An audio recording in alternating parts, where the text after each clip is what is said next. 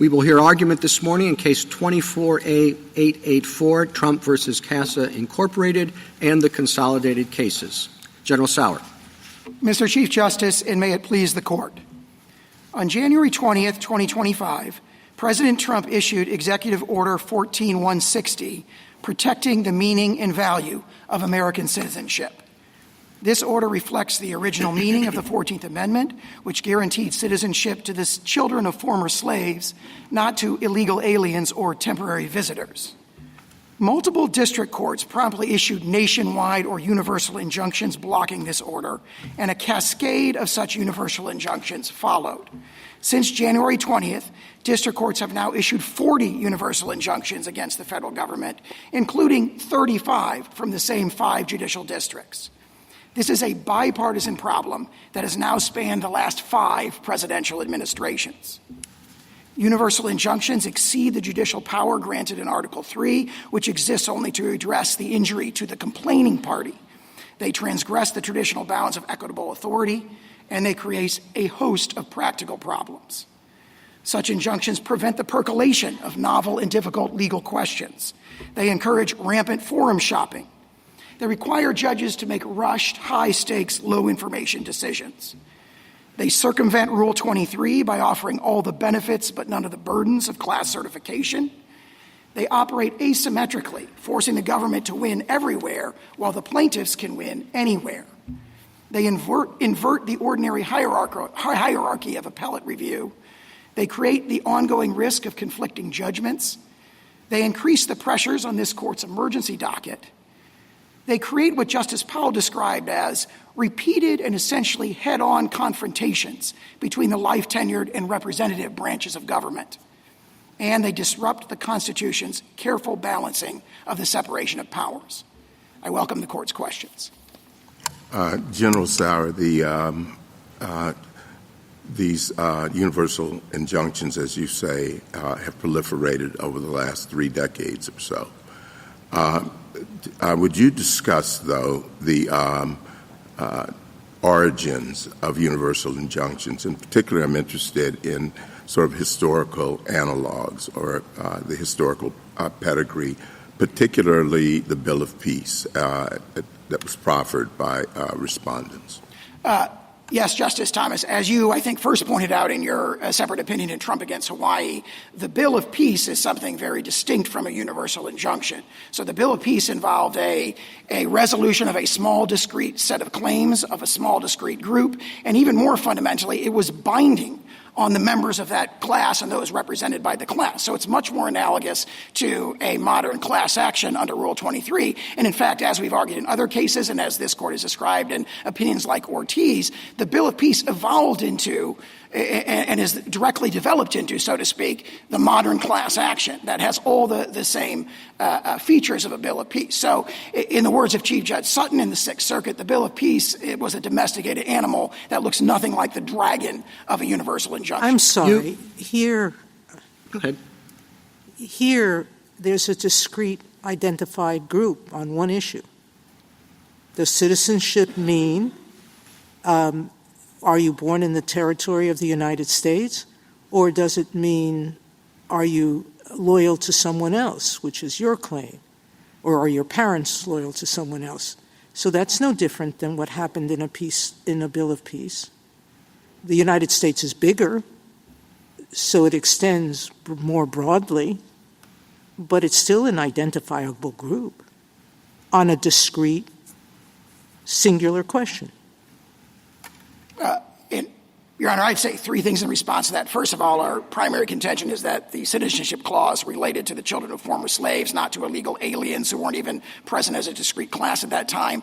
But more fundamentally here, as to the issue of the Bill of Peace, there are critical differences. The Bill of Peace was a binding judgment that would bind absent class members. Here we have the asymmetry. Well, here class actions don't bind anyone who opts out. So class actions are not like bills of peace. I would think that a Rule 23b2 class action, which would be the relevant analog here, would be one that would be binding on absent class members and would not have the same notice and opt-out procedures. And more fundamentally, that sort of argument that there's a commonality here among, all the people who purport to be affected by this is the sort of argument that's made in class certification. So can I ask you a presented. question? Your theory here is arguing that Article 3 and principles of equity both prohibit federal courts from issuing universal injunctions. Do I have your argument correct? We argue both of those. And You argue independent both bases. of those? Yeah. If that's true, that means even the Supreme Court doesn't have that power. The Supreme Court would have the authority to issue binding precedent nationwide, but as But this we court, couldn't enforce it against universally, is your argument. if there was a decision that violated the precedent of the court, then the affected plaintiffs could get a separate judgment. And So that is what means this court, you're talking about the hundreds and thousands of people who weren't part of the judgment of the court. They would all have to file individual actions? not or- necessarily. There Or, are other, or a class action? a class action would be the way Isn't that, that makes no sense whatsoever.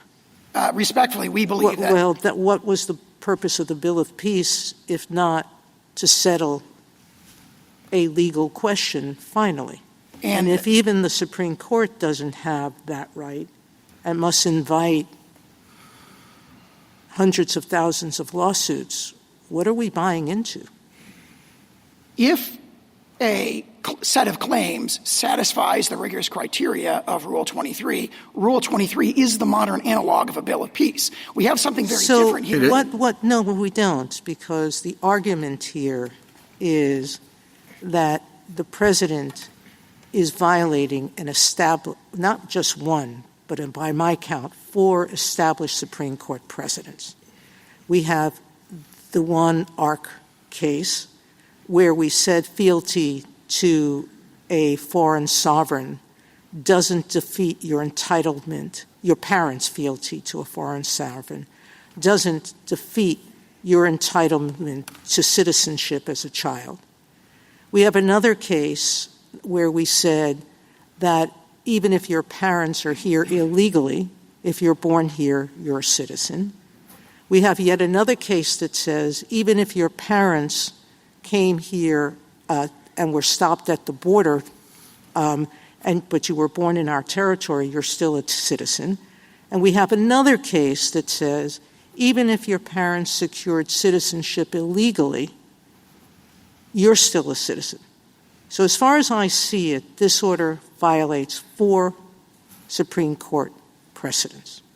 Yeah, And you are claiming that not just the Supreme Court, that both the Supreme Court and no lower court can stop an executive from universally from violating those holdings by this court. We are not claiming that because we're conceding that there could be an inappropriate case. Only in a Rule class, 23. only Could by I a hear class. could I hear the rest of his answer? A Rule 23 class action. And then the more fundamental point as to all those Supreme Court decisions you referred to. So what do we do temporarily? Temporarily, the court may issue, the lower courts may issue injunctions that remediate the injuries to the plaintiffs that appear before them. Lower courts, in appropriate cases, may certify class When action. when a new president orders that because there's so much gun violence going on in the country, and he comes in and he says, I have the right to take away the guns from everyone, then and he sends out the military to seize everyone's guns. We and the courts have to sit back and wait until every named plaintiff or every plaintiff whose gun is taken comes into court. In appropriate cases, courts have certified class actions on an emergency basis. We found at least 4 cases in recent years where that was done. But more fundamentally, we profoundly disagree with the characterization of the merits. This is now fully briefed in the Ninth Circuit in case number 25-807, where we describe how that characterization of the holding of Wong Kim Ark and the other decisions is profoundly incorrect. And You that still is the have big- Counsel, could I ask you about a different type of case that has broader impact than on the particular claimant? like a claimant who's alleging that the districting in a particular case has resulted in racial discrimination against him or her based on how the district is drawn. Now, a judicial decision about that one plaintiff would implicate the redistricting throughout the whole case, throughout the whole state. How does your theory address that situation? That would be what you might call an indivisible remedy, where what the court is doing there by, for example, redrawing the district lines is, as this court said in Gill against Whitford, the only way to remediate the injury of voting in an unconstitutionally drawn district. That is similar to abatement of a public nuisance or, for example, in the school desegregation cases, where remediating the injury to the plaintiff before the court necessarily has collateral consequences to many others. Certain environmental cases might have a similar thing. For example, you stop the local plant from pouring water pollution into the water. That benefits the plaintiff. It happens to benefit a bunch of other people. Now, that's very different than what we have in these universal injunctions, where it is a divisible remedy. I mean, I point to the holding of the District of Massachusetts in this case, looking at the individual plaintiffs. That court said, well, obviously, I don't have to give a universal injunction to protect individuals other than the individual plaintiffs. They are given complete relief by an injunction that tells federal officials only to treat their children as citizens. Why? I guess the question is why does the law require that? I mean, I appreciate that a court could, in a divisible remedy kind of case, narrow in to the plaintiff, but you seem to be suggesting that Article 3 or Rule 23 or something requires that. And I guess I don't really understand it. If I may offer two responses to that. In the Article 3 context, that is the principle announced in Worth against Selden, announced in Gill against Whitford, and Lewis against Casey, where this court has said again and again, what we do in the Article 3 context is grant remedies that are tailored to remove the injury to the complaining plaintiff.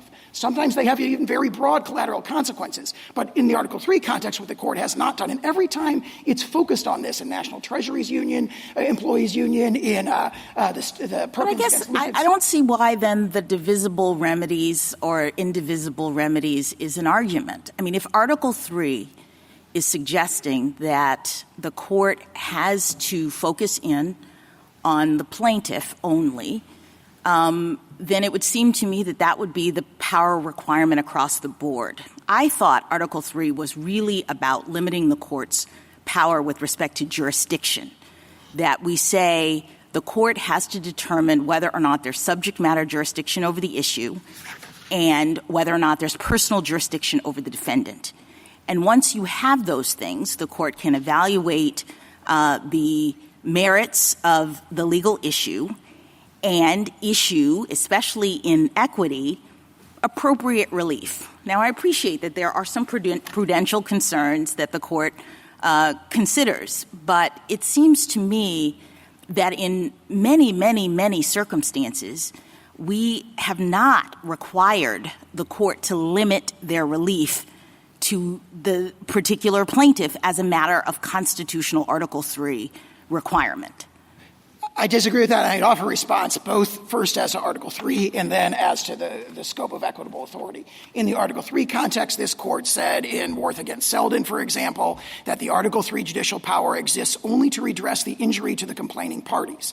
Again, in Gill against Whitford and Lewis against Casey. All right, so let me give you a hypothetical. So suppose we have a manufacturing plant that unlawfully releases environmental toxins into the air, and we have a plaintiff who lives near the plant, brings a nuisance lawsuit and says they're being harmed by unlawful release.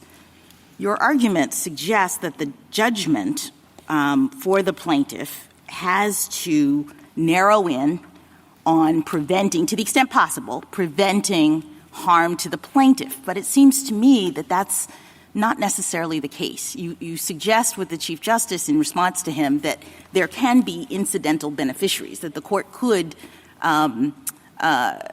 say no more toxins if it's unlawful for the defendant to do that, correct? Yes, we do. So why, if your Article 3 principle is correct? Because, again, the Article 3 principle is remedying the injury to the plaintiff or set of plaintiffs, could be many, who are before the court. Right. That has collateral consequences. That could help. Let me ask you on that point, would one distinction be who's bound by the judgment? Like, I'm wondering whether if the plaintiff needs – you can only – I think Judge Strauss said in the Eighth Circuit when addressing this issue, you can't peel off part of a nuisance, so the whole thing has to be shut down. Could a neighbor sue affirmatively to hold the nuisance maker in contempt if he started to begin again the nuisance?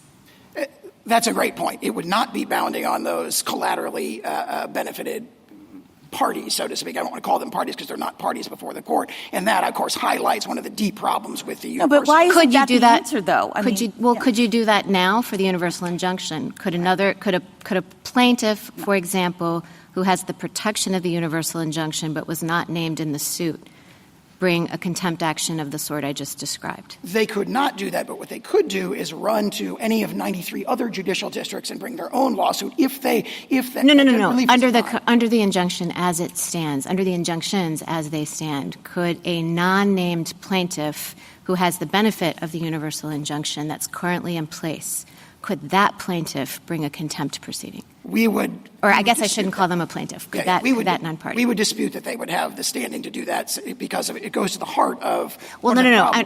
Let's see. Maybe I'm not being clear. Assume the universal injunction is good. Like, drop your argument right now. Oh, I see. Yeah. As they currently stand, could someone who is not named in the suit but a beneficiary bring a contempt proceeding? I think that is what the respondents would certainly contend. Do you concede that the plaintiffs could bring a Rule 23, like the individual plaintiffs? We would dispute. I mean, we'd have to address the Rule 23 issues, kind of all the criteria as they came up. But they could seek it. Okay, and then last question. question. They have done that in Western District of Washington. It's just never been briefed because they just last question on this point. The states have a different kind of claim for financial harm, and they've pointed out that it would be very difficult to remedy that without some sort of broader relief. I know you contest their standing. I want you to assume that I think they have standing. Why wouldn't they be entitled to an injunction of the scope of the one that has currently been entered? I would say two reasons. First of all, it's not necessary to provide complete relief to the plaintiffs. What we offered, for example, in the District of Massachusetts in the First Circuit was an injunction that would enjoin the federal officials and order them to treat the people who would otherwise be covered by the executive order as eligible for the services that result in the pocketbook injuries to the states. And there's really no response to that. That is obviously would fully remediate their injuries and does not require the injunction to be applied in all other 50 states. One state comes in and says, well, people are going to move across state lines. Therefore, we've got 21 states in this case who don't want this relief. Sorry, you've got to impose it on everybody because it has to be offered to this one particular state. So that's one response. The other response is this notion that the states have to be provided a complete relief because of interstate travel and patchwork. I think that's very effectively responded to by Chief Judge Sutton's opinion in the Second Circuit, where he says, this is a problem. If we adopt this logic, it justifies a universal injunction in every single case, and that can't be the case. Fifth Circuit's recent Docket decision comes to the same conclusion. What do you say, though, to the suggestion, General, that in this particular case, those patchwork problems for, frankly, the government, as well as for plaintiffs, justify broader relief? As to the government, again, Chief Judge Sutton addressed that directly as well when he said that's the federal government's problem. In other words, the federal government, for example, in the First Circuit, we offered that as a narrower scope of injunction, and the decision was, well, that would cause you too many administrative problems. And I think Chief Judge Sutton directly addresses that when he says that's a problem for the executive branch in the first instance. All right. Yeah. And then with respect to class certification, your friends on the other side point out that takes time. And there are, as you've emphasized, hurdles that have to be met to achieve class certification. And the argument, of course, is that the injury is immediate and ongoing, and as Justice Sotomayor suggested, might be seriously questioned as to its compliance with this Court's precedents. Your thoughts? I would offer a couple of things in response to that. First of all, there are tools for the courts have tools to achieve sort of class-wide universal relief. I referred earlier that we found 4 recent district court decisions where class-wide relief was given a kind of an emergency basis. However, more fundamentally than that. And you agree that that's appropriate in certain cases? It may be appropriate. We do not concede that it's appropriate in this case, but it may be appropriate in other cases. Certainly it's an equitable tool that is consistent with, for example, the grant of equitable authority in the 1789 Judiciary Act, as this court interpreted in the Grupo Mexicano decision, and honestly a line of decisions going all the way back to the early 19th century. So there are tools to address emergency situations, but more fundamentally than that, it is a feature, not a bug, of Article 3 that courts grant relief to the people who sue in front of them. So the notion that relief has to be given to the whole world because others who have not taken the time to sue are not before the courts is something that results in all these problems. Last question. Do we need to reach the Article 3 question? Wouldn't it be wise, even if you were to prevail, for the court to reserve that question rather than decide that Congress, for example, could never endow this court with that authority? That's exactly correct. The court does not have to rest on Article 3 because the court could say, and as we've argued and as Justice Thomas' separate opinion in Trump against Hawaii says, the 1789 Judiciary Act, when it said suits in equity or what the federal courts can do, we had nothing like this in mind. And then I point to the language in Grupo Mexicano where the court said there what was at issue was a preliminary injunction that froze and likely insolvent debtors' assets so that the plaintiff could collect at the end of the case. And the court said that's a nuclear weapon in the law, and we're not that had no analog in 1789 in the practices of the Court of Chancery. And if that's a nuclear weapon, I don't know what this is, where repeatedly 40 times in this administration we're being enjoined against the entire world. I'm just going to ask you to put yourself in a different frame of mind. Hard to do. Assume something you won't want to assume. But the assumption that I want you to make is that on the merits, which of course you did not take to this court, on the merits you are wrong, that the EO is unlawful. And I want to ask you, if we assume that, how do we get to that result on your view of the rules? It is very difficult for me to attempt the hypothetical, but I will. I think that that's the important question in this case. Let's just assume you're dead wrong. How do we get to that result? Does every single person that is affected by this EO have to bring their own suit? Are there alternatives? How long does it take? How do we get to the result that there is a single rule of citizenship that is the rule that we've historically applied rather than the rule that the EO would have us do?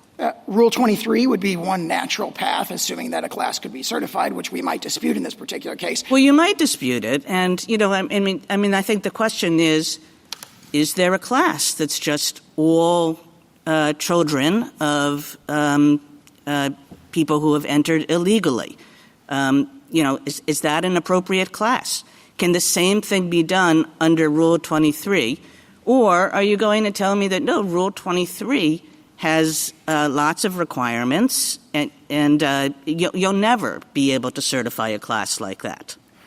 Rule 23 provides the equitable tools subject to rigorous criteria, appropriately rigorous criteria, to obtain that kind of class-wide and emergency. That suggests to me you're going to be standing up here in the next case saying that Rule 23 is inapt for this circumstance, with this number of people, maybe with some questions that are individual, who knows. So let's put Rule 23 aside, because I got to tell you that does not fill me with great confidence.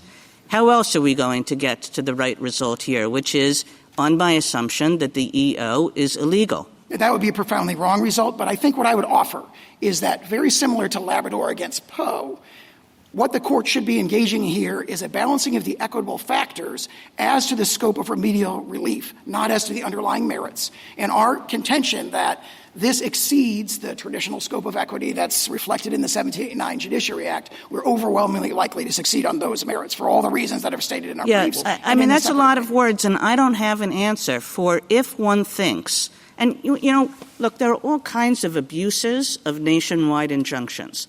But I think that the question that this case presents is that if one thinks that it's quite clear that the EO is illegal, how does one get to that result, in what time frame, on your set of rules without the possibility of a nationwide injunction? On this case and on many similar cases, the appropriate way to do it is for there to be multiple lower courts considering it, the appropriate percolation that flows through the lower courts, and then ultimately this court decides the merits in a nationwide binding precedent. You have a complete inversion of that through the nationwide injunctions where the district So, General courts— Sauer, are you really going to answer Justice Kagan by saying there's no way to do this expeditiously? Well, I'll refer to my former answers. Rule 23 provides the tools to do so, multiple injunctions. But you resisted Justice Kagan when she said, could the individual plaintiffs form a class? That has never been briefed in the court below. I do not concede that we wouldn't oppose class certification in this particular case. There may be arguments that this case is or is not appropriate for class certification. And if there were a class appropriate for class certification, you concede that could resolve the question quickly? Yes, absolutely. You concede it could resolve the question quickly through precedent? Yes, absolutely. It could do so. I mean, we obviously dispute the— So just on that point— And if the court— Sorry to interrupt. Go ahead, please.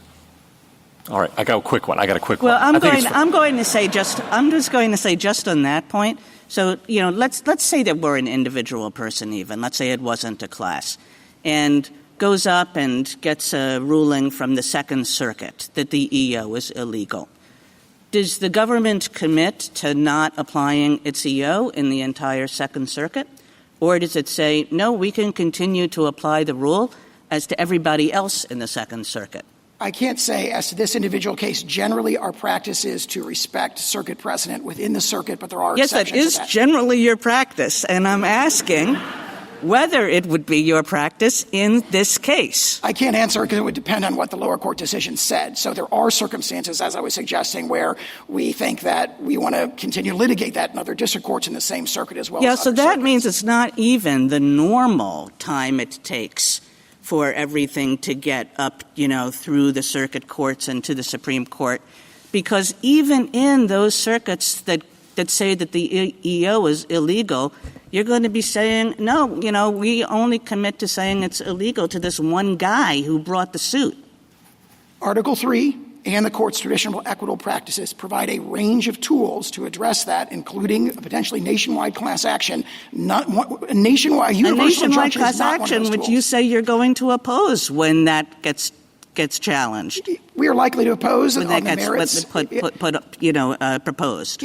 Yes, and if it does not meet the rigorous criteria of class certification, the court should not enter that injunctive relief. That's do you think, feature, not a bug. How about you're not willing to commit to abiding by the Second Circuit's precedent suppose that there's a single person who brings a suit, and it gets all the way up to us after 3 or 4 or 5 years. And we say, we really do agree with those 4 precedents that Justice Sotomayor started with, and your EO is illegal. Is that only going to bind the one guy who brought the suit? No, that would be a nationwide precedent that the government would respect. So finally, once it gets to us after 4 years, you're going to respect that? Yes, and in addition, we may well respect circuit-wide precedent. The Second Circuit, it just is. And for 4 years, there are going to be an untold number of people who, according to all the law that this court has ever made, ought to be citizens who are not being treated as such. And in the meantime, any of those plaintiffs could have come forward and sought, preliminary injunctive relief, and they could do so on a class-wide basis. There are tools to address this, but the universal injunction, which is issued here 3 days after the executive order was issued, is not one of those tools. Thank you, counsel. 3 years, 4 years, we've been able to move much more expeditiously. I think we did the TikTok case in a month. Presuming, I gather an important part of your answer is that people can litigate differently, and one will go to Massachusetts, the other one will go to Houston, and you'll get conflicting decisions fairly quickly. And is there any reason why this court, and I gather that's your safety net, is that at the end of the day, however long the day is, this court can issue a decision and it will bind everything else. Is there any reason in this particular litigation that we would be unable to act expeditiously? Absolutely not, Mr. Chief Justice. Okay, thank you. Justice Thomas? General, when were the first universal injunctions used? We believe that the best reading of that is what you said in Trump against Hawaii, which is that Wirtz in 1963 was really the first universal injunction. There's a dispute about Perkins against Lucan's Oil going back to 1940. And, of course, we point to the court's opinion that reversed that universal injunction issued by the D.C. Circuit and said it's profoundly wrong. Now, if you look at the cases that the either party cite, you see a common theme. The cases that we cite, like National Treasury's Employment Union, Perkins against Lucan's Oil, Frothingham in Massachusetts against Mellon, going back to Scott against Donald, and all of those are cases where the court considered and addressed the sort of universal, in that case, statewide issue of provision of injunctive relief. So when the court has considered and addressed this, it has consistently said you have to limit the remedy to the plaintiffs who are appearing in court and complaining of that remedy. So we survived until the 1960s without universal injunctions. That's exactly correct. And in fact, those were very limited, very rare, even in the 1960s. It really exploded in 2007 in our cert petition in Summers against Earth Island Institute. We pointed out that the Ninth Circuit had started doing this in a whole bunch of cases involving environmental claims. Justice Alito? You began by outlining what you see as the practical problems that have been created by universal injunctions. If we were to hold that the states have standing, and if it is possible for a plaintiff to get emergency certification of a class, suppose we agreed with you on universal injunctions, but allowed those other two avenues, would the practical problem be rectified to any substantial degree? Certainly, if there were an injunction that extended to, all of the litigating states, that would cover a very substantial portion of the country, and also an emergency sort of class certification decision might also grant very broad relief. So the answer is that the practical problem would not be solved. And if that's the case, what is the point of this argument about universal injunctions? I think the point is that universal injunctions exceed traditional principles of Article III, and they exceed the traditional equitable authority. And that's what yields all these sort of pathologies, so to speak, of the current practice of issuing them very, very easily. Thank you. Justice Sotomayor? You answered Justice Gorsuch, I think correctly, that if Article III precludes universal injunctions, then even class actions are illegal. That's what you're arguing, isn't it? I disagree with that profoundly. How could it, if Article III and only prohibits injunctions that affect non-members or non-plaintiffs, how could Congress give a remedy like a class action? In an article or in a Rule 23 class, every represented member of the class has standing by hypothesis. So every single one of them has an Article III injury, and Rule 23, again, so that would be the only method. It would be very similar to the Bill of Peace, where all those parties, if they're present in a representative capacity, are bound. We can act quickly. If we are worried about those thousands of children who are going to be born without citizenship papers that could render them stateless in some places because some of their parents' homes don't recognize children of their nationals unless those children are born in their countries, they're not going to be receiving federal benefits because that's the claim of the plaintiffs here, that of the state plaintiffs, that they're not going to be able to provide services to those children. Shouldn't we grant cert before judgment on that issue? If we're afraid that this is, or even have a thought that this is unlawful executive action, that it is Congress who decides citizenship, not the executive, if we believe, some of us were to believe that, why should we permit those countless others to be subject to what we think is an unlawful executive action? As unlawful as an executive taking the guns away from every citizen.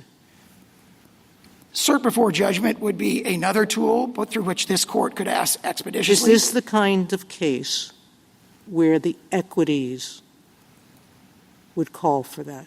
And why wouldn't it? It's a pure legal question.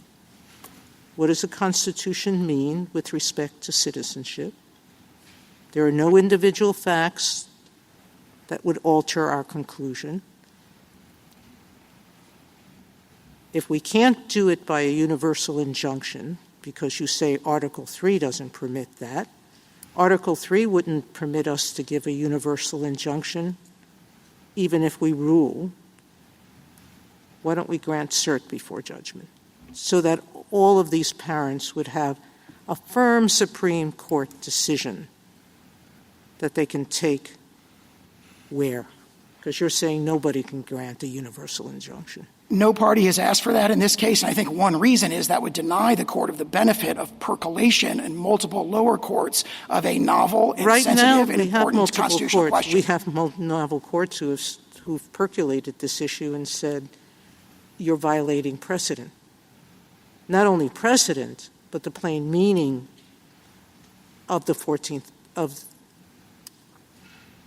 the Constitution. Respectfully, I think what we have are lower courts making snap judgments on the merits that ignore the fundamental principle of the 14th Amendment, that it was about giving citizenship to the children of slaves, not to the children of illegal immigrants who really were not even a very discreet class at that time. And that's a sort of argument that deserves percolation. There were some people in Congress who argued against the 13th Amendment just because of that.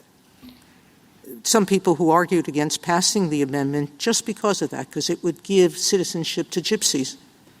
I think the relevant history of the 14th Amendment is the statements of Senator Trumbull, who emphasized that domicile was the key criterion. He said that in a letter to Andrew Jackson, we've cited in our Ninth Circuit briefing a host of decisions that back that up. And it got rejected repeatedly. We can go into the history of citizenship, but I still go back to my question. You claim that there is absolutely no constitutional way to put this aside, to stop a president from an unconstitutional act, a clearly, indisputably unconstitutional act, taking every gun from every citizen. We couldn't stop that.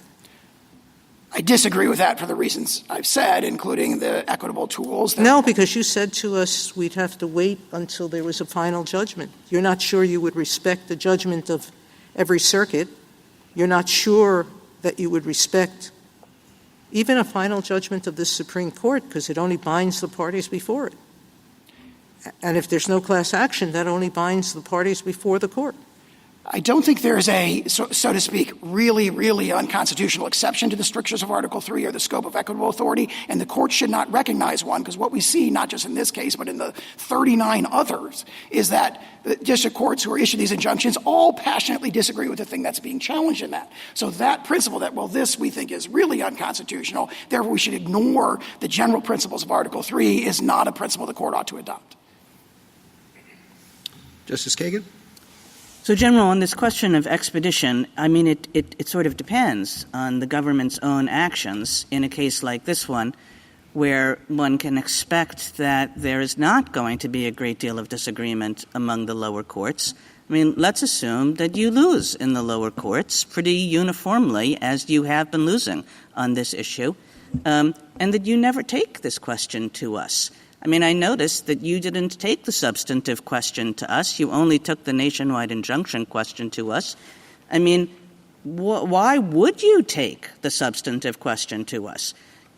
You're losing a bunch of cases, this guy over here, this woman over here. You know, they'll have to be treated as citizens, but nobody else will. Why would you ever take this case to us? Well, in this particular case, we have deliberately not presented the merits to this court on the question of the scope of remedies, because, of course, that makes it a clean vehicle where the court doesn't have to look at the past. You're ignoring the import of my question. I'm suggesting that in a case in which the government is losing constantly, there's nobody else who's going to appeal, they're winning, it's up to you to decide whether to take this case to us. If I were in your shoes, there is no way I'd approach the Supreme Court with this case.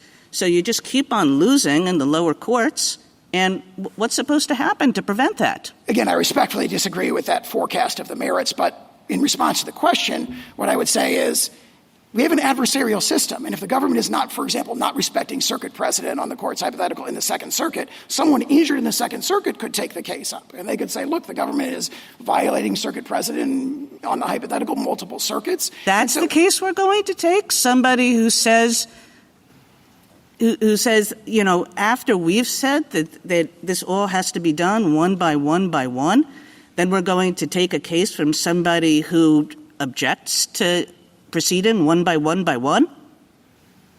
I'm not sure I understand the question. I understood the hypothetical. If you win this challenge and say there is no nationwide injunction and it all has to be through individual cases, then I can't see how an individual who is not, you know, being treated equivalently to the individual who brought the case would have any ability to bring the substantive question to us. They would bring a lawsuit in the federal district courts against the government for an injunction protecting them.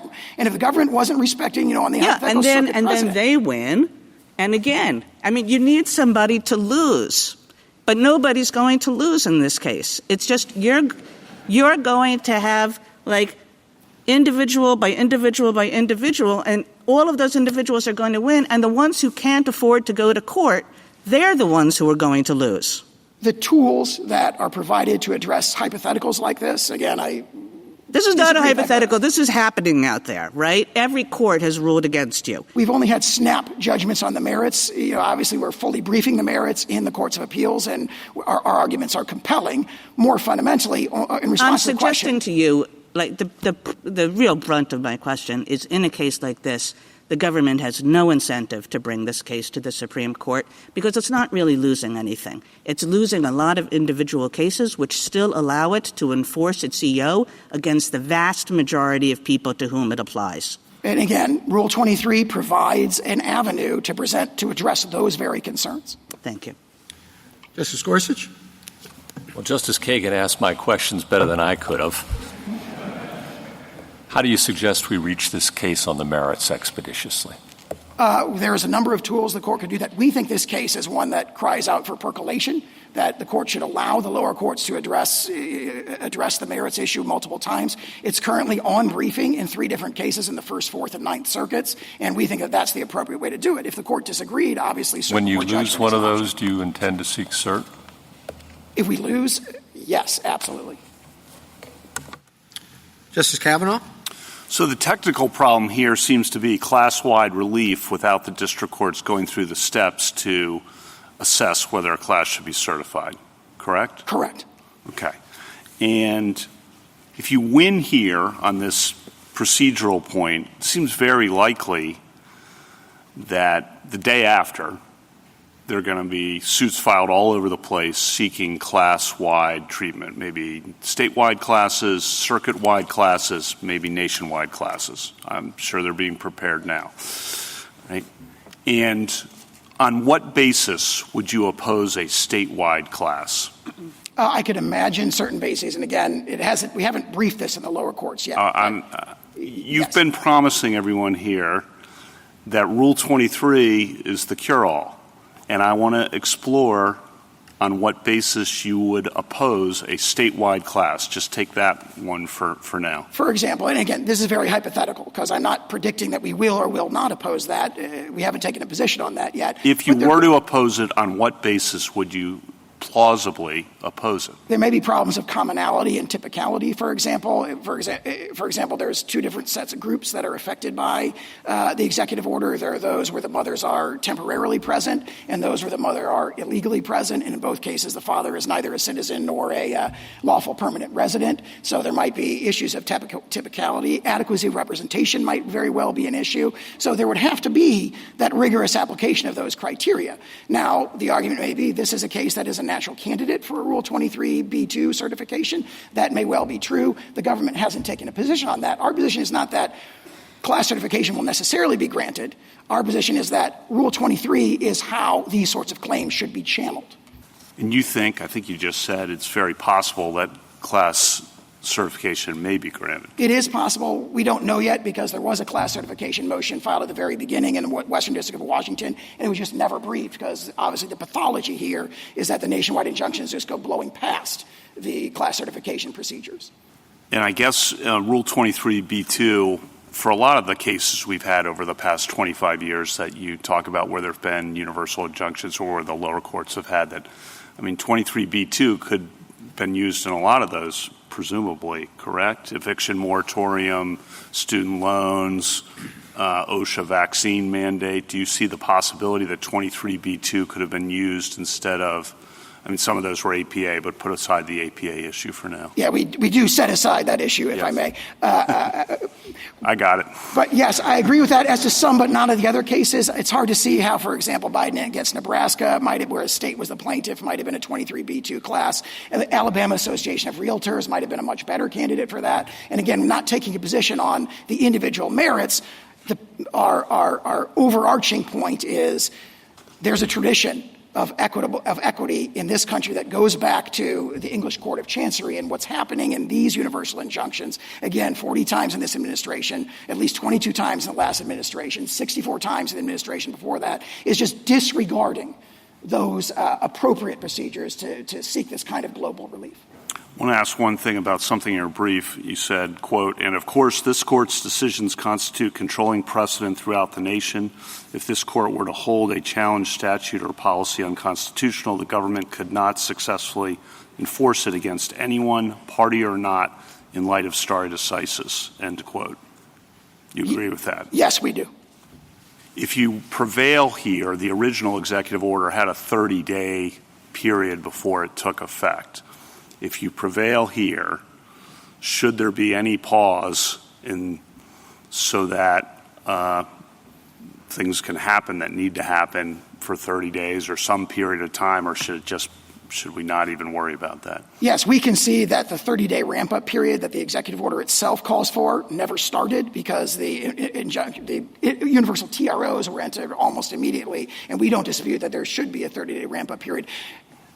For another reason as well, which is that we've been enjoined from even doing guidance, even formulating a policy, and that itself is another problem with these injunctions. On the day after it goes into effect, this is just a very practical question how this is going to work. What do hospitals do with a newborn? What do states do with a newborn? I don't think they do anything different. What the executive order says in Section 2 is that federal officials do not accept documents that have the wrong designation of citizenship from people who are subject to the executive order. How are they going to know that? The states can continue to the federal officials will have to figure that out. How?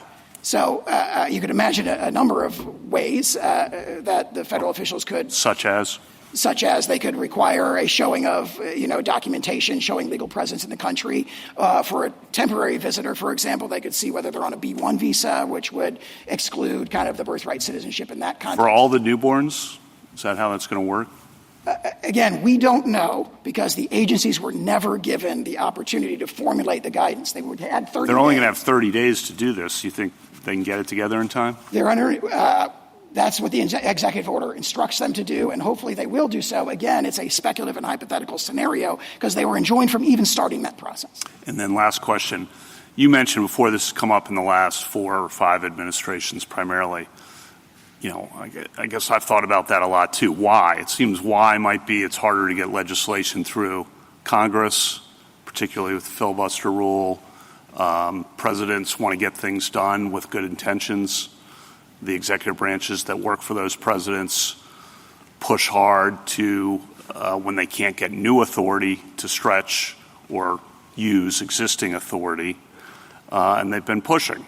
Understandably, all with good intentions, all the presidents, both parties, right, with good intentions pushing. Is that your understanding of why this has happened more, that there's less ability to get legislation? Because I'm trying to figure out the why to your opening about the last 4 or 5 administrations. I agree with it. I think that might be the why, but I'm curious what you think. I'm speculating about the motivations of the individual district judges who grant these, but one explanation might be this is an extraordinary power. It's a very strong power for the reasons the questions have reflected. Well, for a district let me judge just pause you right there. The underlying point is that these district judges are not just doing universal injunctions. They're finding these actions illegal because they're exceeding existing authority, and oftentimes we are too. When it gets to us, finding the actions of presidents of both parties unlawful because they exceed existing authority. So is that coming up more often? because of why is that coming up more often? It's hard to do an historical analysis, but I would draw an analogy to the New Deal. And Professor Bray makes this point in his article that actually there were very, very passionate challenges to sort of nationwide policies during the Roosevelt administration, and they were not addressed by issuing universal injunctions. He cites an example where in one case a policy had been held illegal and there were like 1,600 injunctions against that policy, all protecting the individual plaintiffs. So if you look at the history, it's not clear that what we have of disagreement, difficulty, gridlock, getting things through Congress and so forth, that's not necessarily new. What is new and is certainly unique to the last 5 presidential administrations is having these given on this widespread basis and this systematic basis, 40 again in the last 4 months. Thank you. Justice Barrett? General Sauer, I want to ask you about a potential tension. Well, no, not potential tension, an actual tension that I see in answers that you gave to Justice Kavanaugh and Justice Kagan. You resisted Justice Kagan when she asked you whether the government would obey within the Second Circuit a precedent. I'm distinguishing between opinions and judgments here. Did I understand you correctly to tell Justice Kagan that the government wanted to reserve its right to maybe not follow a Second Circuit precedent, say, in New York, because you might disagree with the opinion? Our general practice is to respect those precedents, but there are circumstances when it is not a categorical practice, and that is not this just a new administration's policy. practice or the longstanding practice of the federal government. And I'm not talking about in the Fourth Circuit, are you going to respect a Second Circuit? I'm talking about within the Second Circuit. And can you say, is that this administration's practice or a longstanding one? As I understand it, longstanding policy of the Department of Justice. Yes, that we generally, as it was phrased to me, generally respect circuit precedent, but not necessarily in every case. And some examples might be a situation where we're litigating to try and get that circuit precedent overruled and so forth. Well, okay, so I'm not talking about a situation in which, the Second Circuit has a case from 1955 and you think it's time for it to be challenged. That's not what I'm talking about. I'm talking about in this kind of situation. I'm talking about this week the Second Circuit holds that the executive order is unconstitutional, and then what do you do the next day or the next week? Generally, we follow those. So you're still saying generally? Yes. And you still think that it's generally the policy, longstanding policy of the federal government to take that approach? That is my understanding. Okay, but it sounds to me like you accept a Cooper versus Aaron kind of situation for the Supreme Court, but not for, say, the Second Circuit. Like where you would respect the opinions and the judgments of the Supreme Court, and you're saying you would respect the judgment, but not necessarily the opinion of a lower court. And again, I think in the vast majority of instances, our practice has been to respect the opinion as well, in the circuits as well, but my understanding is that has not been a categorical practice in the way respect for the precedents and the judgments of the Supreme Court has been. So you're not hedging at all with respect to the precedent of this court? That is correct. I believe the quotation from our application directly addresses that, and we stand by that completely. Okay. Next question. So this is also a follow-up to some of the questions that others have asked you about the merits of the order not being before us. Did I understand your answer to be because you think percolation is really important for this one? We do think percolation is really important for this one, but the reason the merits are not before is because we've only submitted a stay application on the scope of relief question, and as Labrador against Poe indicates, the scope of relief is a separate question for the merits. I understand it's a separate question, but there are plenty of times that the government comes to us and asks for both. Absolutely. For example, recently in the Wilkins and Cox application, we did exactly that. And the reason why you didn't ask for both here is because you think that the merits question needs percolation.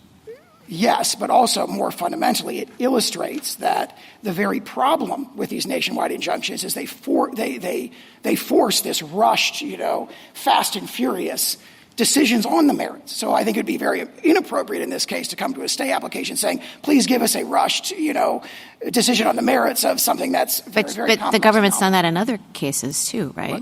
Those cases would be different. In this case, the example I gave earlier, we think it's very clear-cut on the merits. This one is, we concede a novel and sensitive So this one question. isn't clear-cut on the merits? This one, in this case, we want the court to address the remedial issue. If we offer the merit first, that's a vehicle problem because the court has, in many cases, just addressed the merits and not the remedial issue. And it's imperative from the federal government's perspective that the remedial question be addressed. Okay, so last question is about why that is. Justice Alito asked you, well, what's the point of this? If the same thing could happen, which is effectively the EO being enjoined everywhere via class action or because it's necessary to provide complete relief, say, to the states, is there any difference in your view between, say, a class is certified of all individual plaintiffs and they win, and the executive order class-wide, there's a judgment saying that it can't be enforced? Do you want to say, follow up, is there any practical distinction you see? Why does the government care? Is it just the rigors of the certification process, or is it something more? The rigors of the certification process. Keep in mind that in many of these cases, we successfully oppose class action. Let's assume I think you can't successfully oppose it here for individual plaintiffs. Well, that opportunity to have our day in court on that is very, very important. I understand, but let's assume. Go with my assumption. Assuming that we were to lose in assume the class is certified. Is there any benefit? If a class is certified, and let's say, you were pointing out that the executive order targets two different kinds of people. Let's assume that it's commonality because, they only target one portion of the order, right? In that circumstance, does the government get anything different? This is back to Justice Alito's question about what's it to you? What's the practical difference to you? Do you want to say anything about whether there's a practical difference between a universal injunction and a loss in the class? Absolutely. Okay. Among many others, the represented class members are bound in the class action context. And that means that if they lose, they're bound by that as well. So they're taking a grave risk, so to speak, by proceeding through a class action. And it has this symmetry where the government is bound if we lose, they are bound if we don't lose. And that's a very, very important distinction. And you would respect that judgment? If it were a judgment. Now we may try to litigate in other contexts to try and get a different judgment from a different district court, but we would be bound by that judgment, as would they. And that's the crucial point. Okay. Justice Jackson? So as far as I can tell, your bottom line seems to be that what you call universal injunctions give relief to non-parties without going through the necessary steps, which you identify in Rule 23. Do I have that right? I mean, is that sort of like boiled to bare essence what you're saying?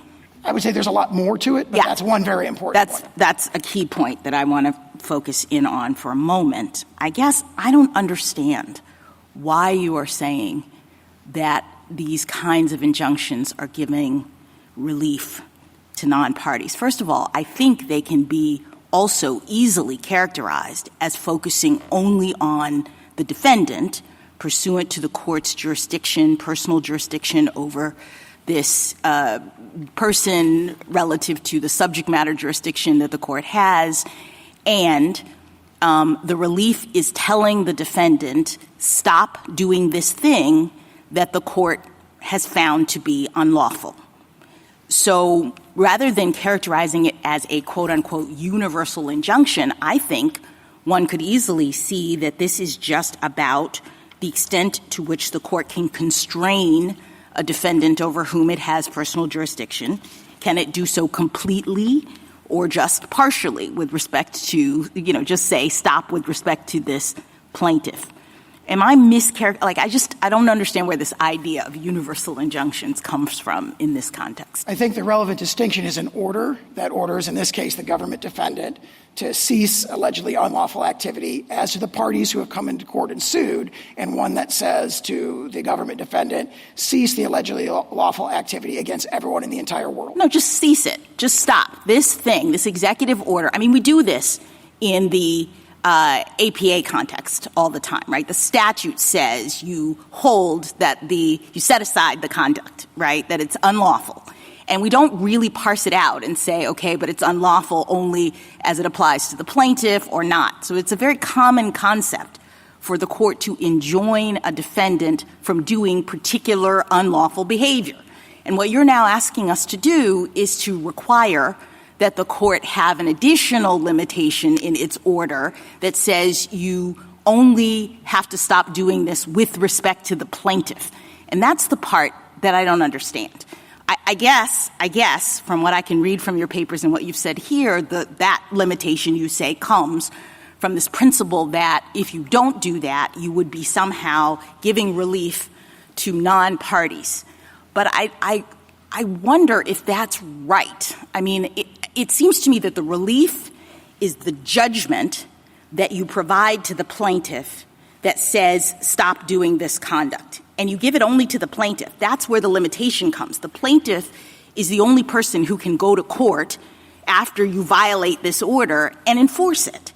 Other people are incidental beneficiaries of a court ordering you to follow the law. I mean, that's like everyone in the world. When the court says, follow the law, anybody who would have been hurt by your not following the law benefits. Okay. I don't understand why that would limit the court in its ability to tell you, don't do this unlawful conduct.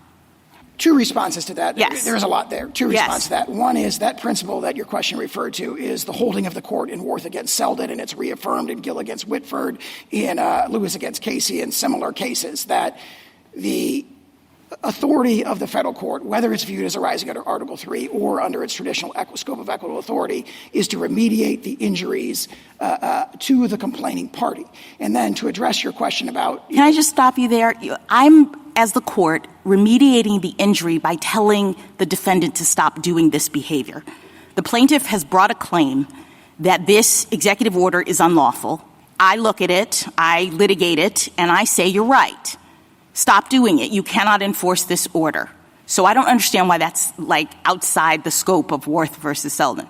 If the court in that case is imposing what we've called an indivisible remedy, for example, vacator under the APA, there's a debate about what set aside means. Assuming it means to vacate, then the remedy that Congress has provided as a condition of its delegation to the agency is if one part of the, if the regulation is unlawful, then the remedy granted, which directly remediates the plaintiff's injury on that hypothetical, is an indivisible remedy that benefits others. Here in this case, and in all the other 40 cases, we see something totally different. Yeah, I understand. It is not necessary to remediate the injuries of the plaintiff before them. That is the I understand. Let me just turn your attention to one other thing, because the real concern, I think, is that your argument seems to turn our justice system, in my view at least, into a catch-me-if-you-can kind of regime from the standpoint of the executive, where everybody has to have a lawyer and file a lawsuit in order for the government to stop violating people's rights.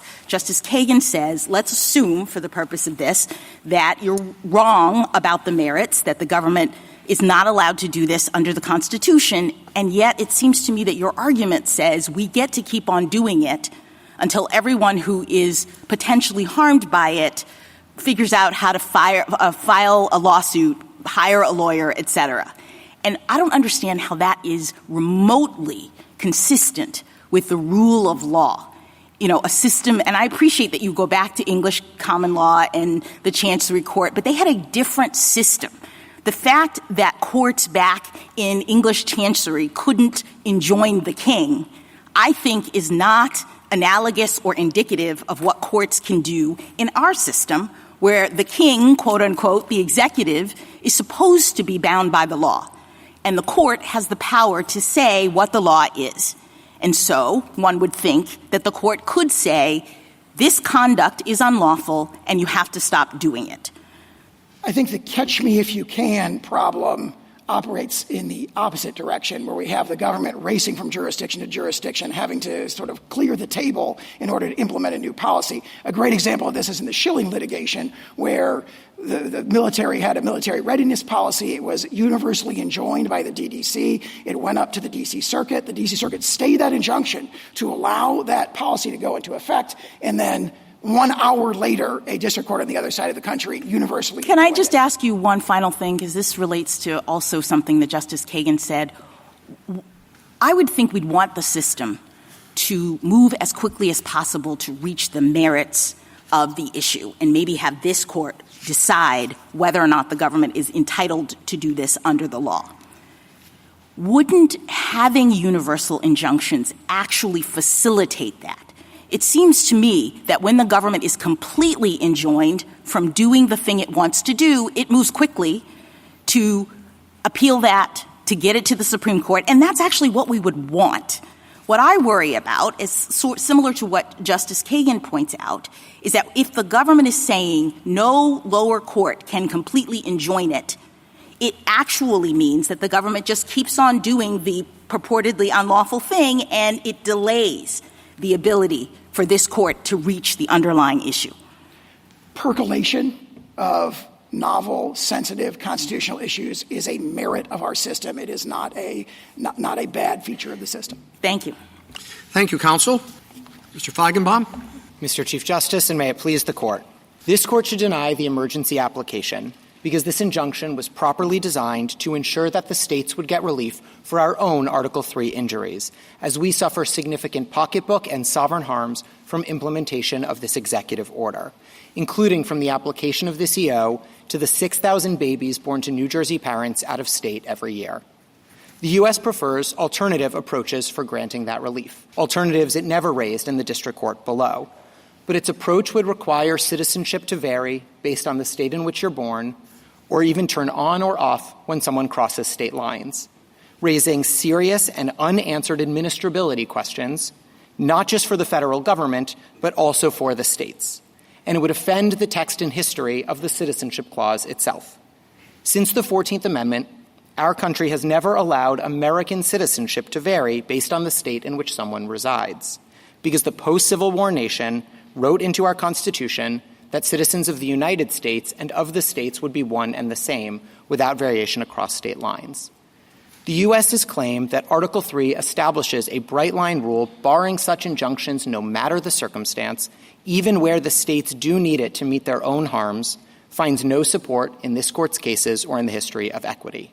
Its argument that a single district court cannot decide birthright citizenship or that we need more percolation on that question for the nation overlooks that this Court already settled this exact constitutional question 127 years ago, and that this EO is contrary to over a century of executive practice.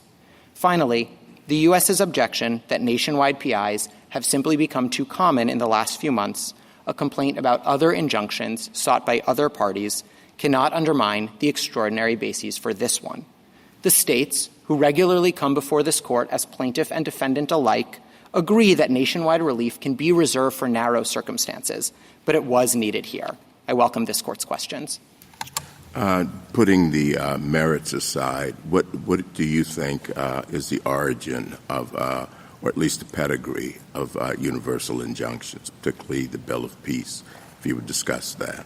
Absolutely, Your Honor. So there's two categories of these broad injunctions. So first, although we use the term nationwide injunction, if the nationwide injunction is actually about meeting our harm and the alternatives are not legally or practically workable, then it isn't even a universal injunction, as I know this Court's separate writings has used the term, because it's about meeting our own Article III injury, which is our basic submission about this case. But we do agree that there's some space for universal relief. We trace it back through the history from the Bill of Peace, through Equity Rule 48, which specifically clarified that in the American equitable tradition, it was not always the case that universal relief would bind the non-parties, even as it might benefit the non-parties, continuing on to the tax collection injunctions in the 19th century, and then continuing on as recently as this Court's order in AARP. So I do think they've always been in narrow circumstances. They've never been the reflexive or norm of how relief should be granted in this country, but they have been available. I don't think I need that for my case, but I do think they're available in narrow circumstances.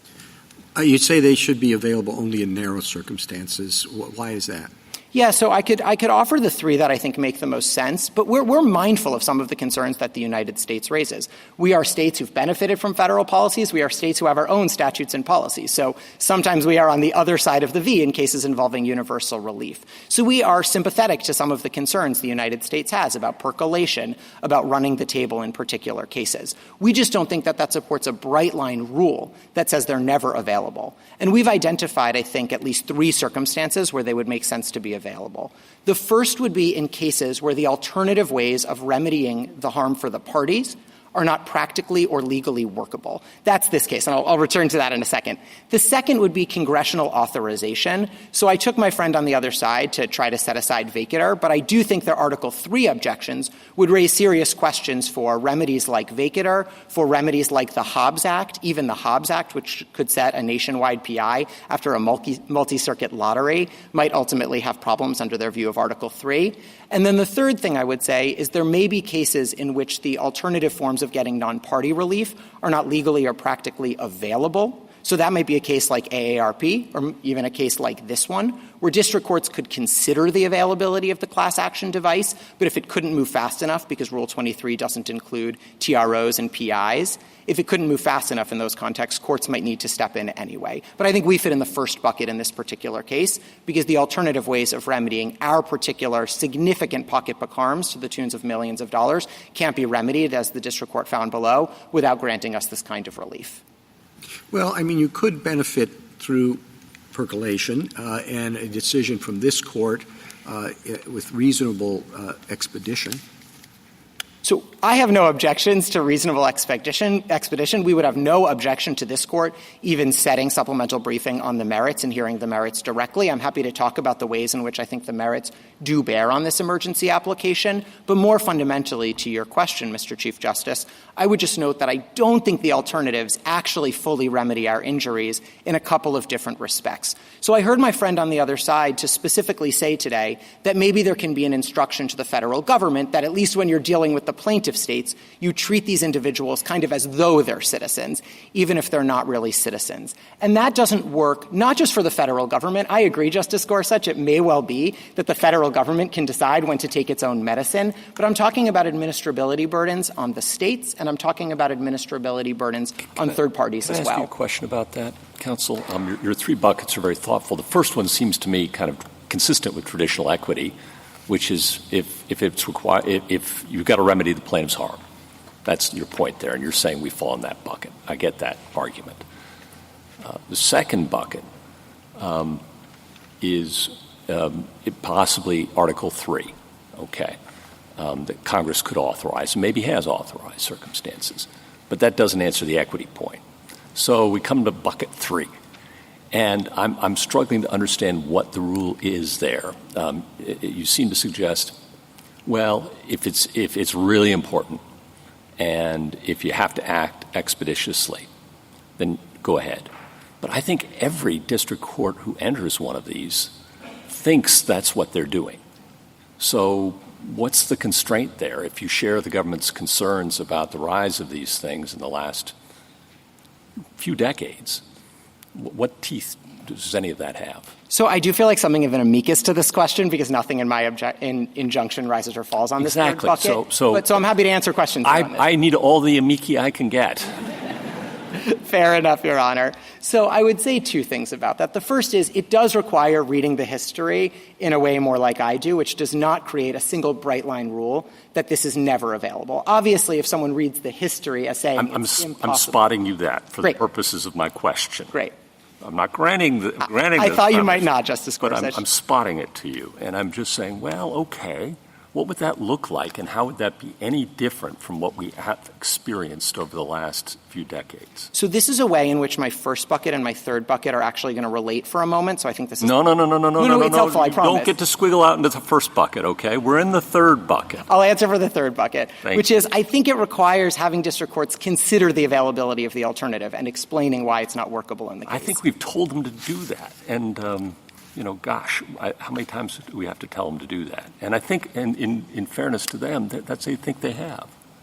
So let's, again, would any case over the last 30 years come out differently under your view of the rule in the third bucket than has? Yeah, so there's a couple of examples where we don't think universal relief was appropriate. I'm most familiar with the state litigation, so most of my examples will probably come from there. But I heard my friend on the other side mention the DACA litigation, where Texas sought the termination of DACA, and ultimately the Fifth Circuit terminated DACA specific to Texas alone. And we thought that decision was exactly right because of the nature of the harms in that case meant that Texas could get full relief for its harms. Well, now we're back to the first bucket. We're just satisfying I take the point. I'm so you sorry. See what I'm saying? I take the point, yes. I get that we're going to always revert back to the first bucket, but that means the third bucket's empty.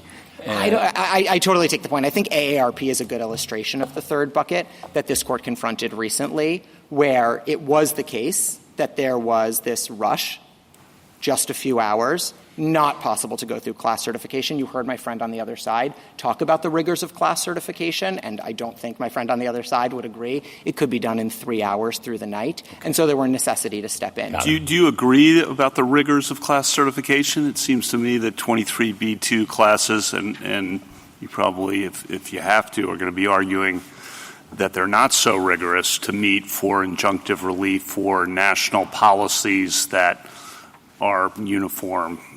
So the most important thing that hasn't come up in the discussion this morning yet is that they're not available for state litigation. Mm-hmm. It talks about persons. It talks about appointment of class counsel. It talks about going through this certification process. States, this court's precedents are really clear about parents patriae lawsuits. States can't represent those individuals in class actions, nor would we try to. Mm-hmm. They can't represent us, and you don't have classes of states. So the whole framework doesn't apply to state litigation. So I understood how it might come up as an alternative for some other cases you might see in the future. But for the injunction you have in front of you from the states, the whole class device doesn't even work as an alternative. So I don't see how it can be the answer for us. But why should you care if the class device doesn't work as an alternative if you have bucket one? Like you don't really need the class device. I think what you're saying is, well, it'd be frustrating for states not to have the class device when the individuals have it, but I don't see why that's true if giving you complete relief in bucket one solves your problems. So I should be very clear, and I'm sorry for the confusion on this. This goes back to my colleague with Justice Gorsuch. When states are seeking the relief, states are seeking it in bucket one and bucket two. As an amicus to the other injunction I recognize courts are looking at, I think bucket three could be available. We aren't seeking relief when it falls into bucket three because, as I was saying earlier, we're not going to be seeking relief for other parties. This court's cases, like Brackeen, make very clear we aren't suing to vindicate the injuries that third parties and our residents are suffering. So when states come before you, the questions that you would ask are the alternative ways of remedying our injury going to be practically or legally workable? And you're going to ask, did Congress authorize it, which gets to the vacator question, which gets to the Hobbs Act question, and so on. And on that first bucket, which I think describes this case well, I had a hard time with some of the colloquies earlier today because I think they were missing some really serious burdens that the states are still going to have to bear in this case if we get something less than a nationwide injunction. I think it's going to hinder the administration of our benefits programs. I think it's going to hinder the participation in our benefits programs. And I think it's going to produce unprecedented chaos on the ground. And I might offer examples of each. Before you do, I'm sorry, I got one more. Not at all. How would you get the merits of this case to us promptly? So there's two different ways that this court could think about doing it. So the first is, I heard a couple colloquies earlier today to suggest that maybe the states should sort of have to take some of the burdens on ourselves because, okay, some people move in. Maybe that's just something that equity shouldn't care about. And it may be true, this is Hornbook equity, that in some cases states don't get complete relief for the harms that they suffered. We just have to eat some of the administrability burdens.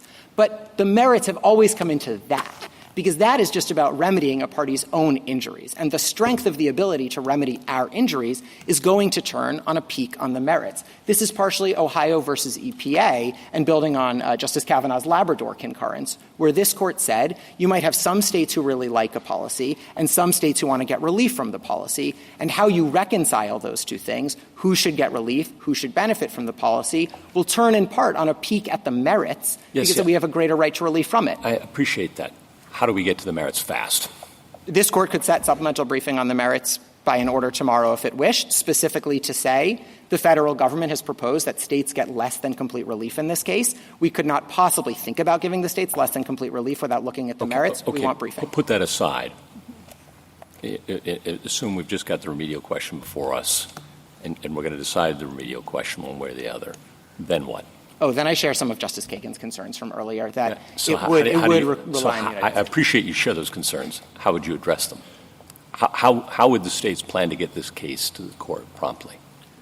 I think it's very hard to think about how the states would lose this case given the state of Supreme Court precedent. It creates very weird incentives on the certiorari docket when there's already binding precedent from this court. We do suffer harms from the application of this executive order beyond our borders that we need relief from. If we don't get a full remedy from that, I suppose we could ultimately seek cert before judgment on the basis that we still have Article III injuries that we're suffering, but we'd be asking this court to grant review from a circuit precedent we won on the basis that we have continued injuries. It's not impossible. This court knows best when it grants cert and when it doesn't. I would think it's not the cleanest way to tee up a case historically, and so it would raise some real concerns to the colloquies earlier today about how this case would ultimately come before this court. Are you telling us that we really can't decide the question that we asked to have briefing and argument on without taking a peek at the merits?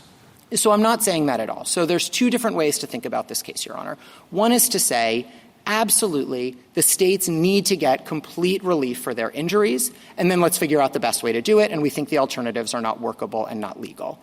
If this court is going to entertain giving us anything less than full redress for all of the Article III injuries we bring before you, I don't see how that can be entertained without a peek at the merits, because you always look at the merits to decide should we get 100% or 90% of our own injuries redressed. Well, would a decision on the matter that is, I understood to be before us, the narrow question that I understood to be before us, be helpful in any way if we do not peek at the merits and we also do not decide whether you have standing? So I'm not sure how you could decide whether or not we got an appropriate scope of relief without figuring out what our own injuries are. Because how you decide, this is the United States' own argument, how you decide whether or not we should get relief for our own injuries turns on what our injuries are that require relief. And so I do think we have pretty significant pocketbook injuries like in Nebraska to the tunes of millions of dollars. And whether we get those remedies or don't get those remedied is going to turn on the merits, is going to turn on the nature of the harms, and then ultimately the workability of the alternatives. Thank you, counsel. Justice Thomas? Justice Alito? Well, General Sauer began by outlining problems that he sees being created by universal injunctions. And he said that the issue was a non-ideological issue and a nonpartisan issue. Do you agree with that? I do think presidents of both parties have objected to nationwide injunctions. I agree. So what do you say about the practical problem? So let's put out of our minds the merits of this and just look at the abstract question of universal injunctions. What is your response to what some people think is the practical problem? And the practical problem is that there are 680 district court judges, and they are dedicated and they are scholarly, and I'm not impugning their motives in any way, but sometimes they're wrong. And all Article III judges are vulnerable to an occupational disease, which is the disease of thinking that I am right and I can do whatever I want. Now, on a multi-member appellate court, that is restrained by one's colleagues. But the trial judge sitting in the trial judge's courtroom is the monarch of that realm, and there are situations in which trial judges, the president does something. It could be President Trump, it could be President Biden, it could be President Obama. The trial judge says this is unlawful, and I'm going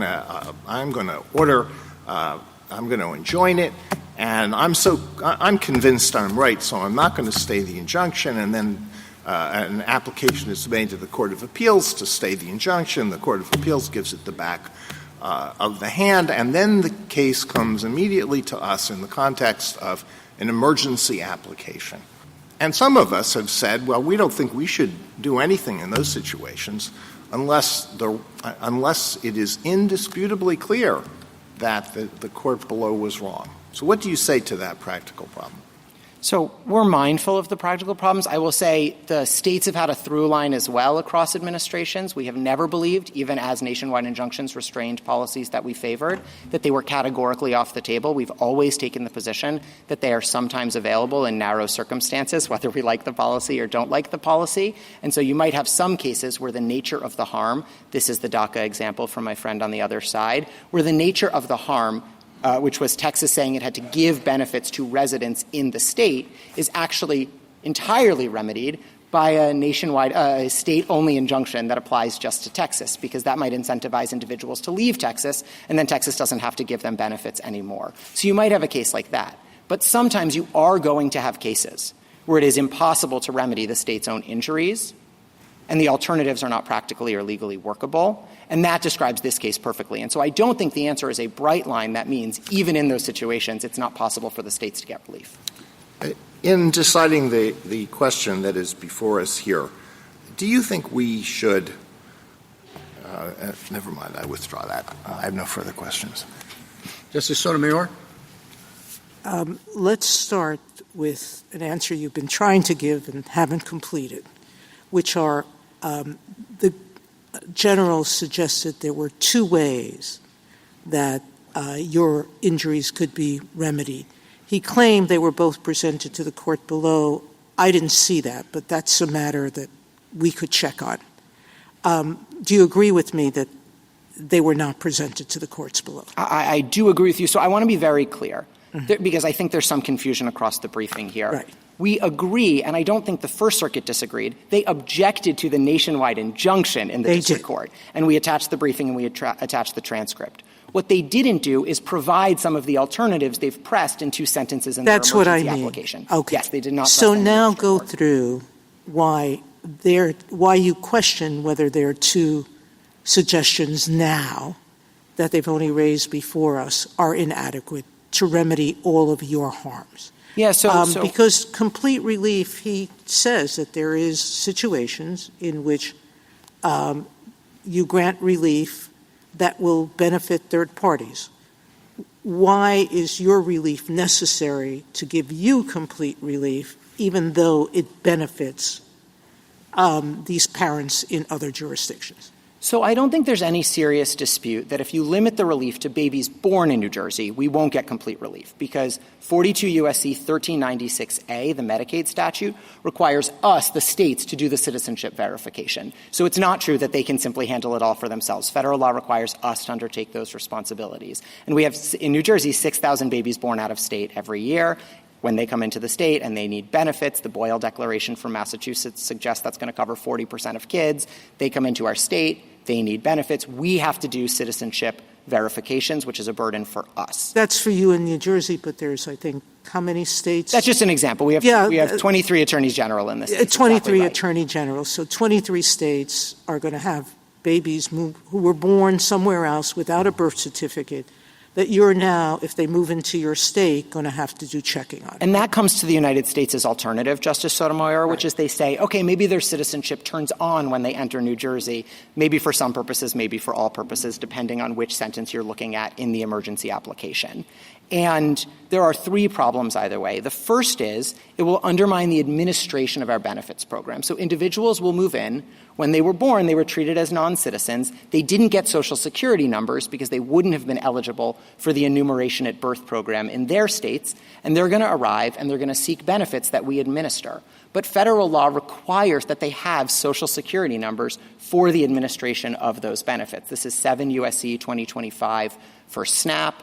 This is 42 U.S.C. 1320b7 for TANF, for Medicaid, and so on. So they're going to need to have Social Security numbers. They're going to arrive without them, even though they were, under this Court's precedents, citizens who should have been in the enumeration at birth program, who should have had Social Security numbers. And it's going to be a burden on us, either in delaying the benefits, training county social service workers, in having to administer benefits without the SSNs on a provisional basis. So that's the administration of the benefits. Let me give an example on participation, which we have responsibility for as well. These are babies who were told that their families were told that the babies are undocumented, they aren't citizens, they're not eligible for these federal programs when they were born.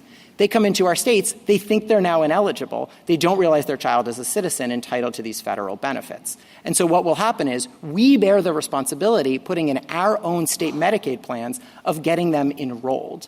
And that's 42 U.S.C. 1367BB. So we're responsible for putting in our plan how we're going to enroll them. We have to incur substantially more costs to get them enrolled in our programs because they think they're undocumented, they think they're ineligible because of where they were born, even though their citizenship has now turned on when they cross state lines. And then the last point is we've never in this country's history since the Civil War had your citizenship turn on when you cross state lines. So we don't have answers to these workability questions, not just because it wasn't presented in the district court, not just because it's two sentences in an emergency application, but because for over a century, executive practice has been uniformly to the contrary, building on this court's decision in Wong Kim Ark. So we genuinely don't know how this could possibly work on the ground.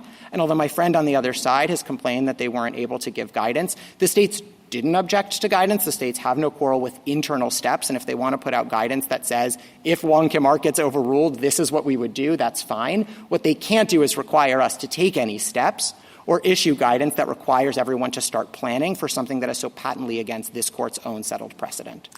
Now, going back to the history question that Justice Thomas started with, you relied on the Bill of Peace. You relied on the tax injunction of the 19th century, and not so far in the 19th century. 1891 just about the time that the 14th Amendment was adopted, okay? At any rate, there are other cases, one of our amici points out to them, the Pierce versus Society of Sisters case, the West Virginia State Board of Education case. Those were earlier than the 1960s. In the Pierce versus Society of Sisters, the court affirmed a universal injunction that wasn't even sought by the parents, correct? That's right. And there what we said was their states were imposing criminal penalties on parents who sent their children to private school. And just 2 plaintiff schools sued against that penalty. They sought and won an injunction that categorically restrained the state from enforcing the law. That was 1925, correct? That's right. And similarly with West Virginia, saluting the flag by Jehovah's Witnesses. The injunction was universal. So in answer to Justice Gorsuch's point, we've had universal injunctions in some form, correct, since the founding. That's right. If I can make 2 points on that, Justice Sotomayor. Correct? Exactly. So I agree with your reading of the equitable history, that it goes back from the English Pill of Peace through Equity Rule 48, through the tax collection injunctions, through Equity Rule X, through the Ex parte Young period you're referring to, through AARP just a few weeks ago. So I agree with your read of the history. But I just want to make one quick point. Well, let me go ahead. Make your point, but I want to finish this thought, which is you started earlier by saying universal injunction should not be the preferred remedy, and it should be limited. You've suggested 3 ways to limit it. I agree with you. Those 3, and yours clearly falls within one. That's your claim. But the point that I think my 2 other colleagues are raising is, how do we ensure district courts are following that? So if I can make a point about the history and then make a point about the guidance. On the history, I understand that the United States at the podium today tries to make the history all about what it calls indivisibility cases where there's just a unitary on-off switch, as it were, and either something happened or it didn't happen, like a redistricting plan needs to be completely redone or a power plan is on or it's off. But if I could give an example that shows it's not quite so limited and it very much requires looking more broadly at what's practically or legally workable on the ground, I would point to apportionment as an example. So say that there's an executive order that says we're just not going to count minors, people under 18, in apportionment anymore. We're only going to count people who are voting age. And the state of New York files a lawsuit, and it wins its lawsuit, and all of its 17 and under-year-olds get counted for apportionment. That isn't indivisible in any way. It's not a redistricting plan. It's not a power plant. But it is going to skew apportionment in a way that is totally unfair, practically and legally, to third parties, because now 17-year-olds are being counted in New York, but they're not being counted in Oklahoma. And you would end up messing up apportionment between states for that very reason. And that shows, as just a broader insight, that we've always looked to the harms that third parties will suffer as negative externalities of court orders. And that's our submission here, that to accept what the United States wants as against our injunction and to say that it turns on or off when you cross state lines doesn't just harm the administration of our benefits, doesn't just even harm enrollment in our benefits, also puts chaos on the ground where people's citizenship turns on and off when you cross state lines. If ICE has initiated a removal proceeding when you live in Philly and you move to Camden, I suppose the ICE removal is supposed to turn off at that point, potentially, because your citizenship status has changed. I don't know if you lose it if you move back to Philly, whether you were born in New Jersey or born in Philly, move to Camden and move back. It's a very porous part of the country. I don't know if the ICE removal turns back on when you cross state lines again. And that sort of chaos on the ground, those implementation questions we don't know, are serious third-party harms we've always taken into account. This is North Carolina versus Covington, where courts ask what's workable as an injunction matter, and it's also the winter factors, where Factor 3 looks at the balance of the equities between the parties and workability and harm to them, and Winter Factor 4 looks at public interest and the negative externalities and workability problems we're imposing on others. Justice Kagan? General, you've had a chance to talk about your administrative costs and the workability problems that New Jersey would confront, but how about this magnet problem? I mean, it strikes me as completely obvious that if you have 2 states and they have different rules for citizenship and one benefits babies and the other doesn't, that everybody moves to the state where the more favorable rule exists. But why is it that preventing that harm from happening should count as providing you with complete relief? So I think actually my point is somewhat different. I agree with you that the incentives could potentially factor into the calculus because we're ultimately experiencing some harm we might not otherwise to our benefits programs. But my point is different. Even if you just take normal migration for New Jersey, 6,000 babies born out of state, 8% or 8 million every year traveling across state lines, without worrying about the incentives, we're going to be looking at that problem for how we administer benefits programs. I got that. Are you saying we shouldn't consider? No, I think you can. I think you can, Your Honor, and it's because of the nature of three things together. One is it's the movement, but it's not just the movement. Two is it's the fact that citizenship historically was something you had at birth or didn't have at birth, and so you arrived to our state, in theory, without birthright citizenship because you would have been told when you're born in the hospital what you have or don't. And then the third, and this is really important, is the way that citizenship permeates so much, not just for individuals, but for what states are obligated to do, whether it's citizenship verification eligibility, whether it's enrollment in our own programs. Over and over, you see citizenship in Congress's own laws as the on or off switch for our own administration of benefits, and that's actually sort of unique. So I don't think every time people move between states, you automatically need to have a nationwide injunction. What you need is a demonstration about how that's going to contribute to the state's harm, and then, I think this is really important to colloquies you were having with the United States earlier, a court could, in an appropriate case, say, well, sure, state, you might have to keep some of the harm. We're only going to remedy 90% of your harm because it's too disruptive to everyone else.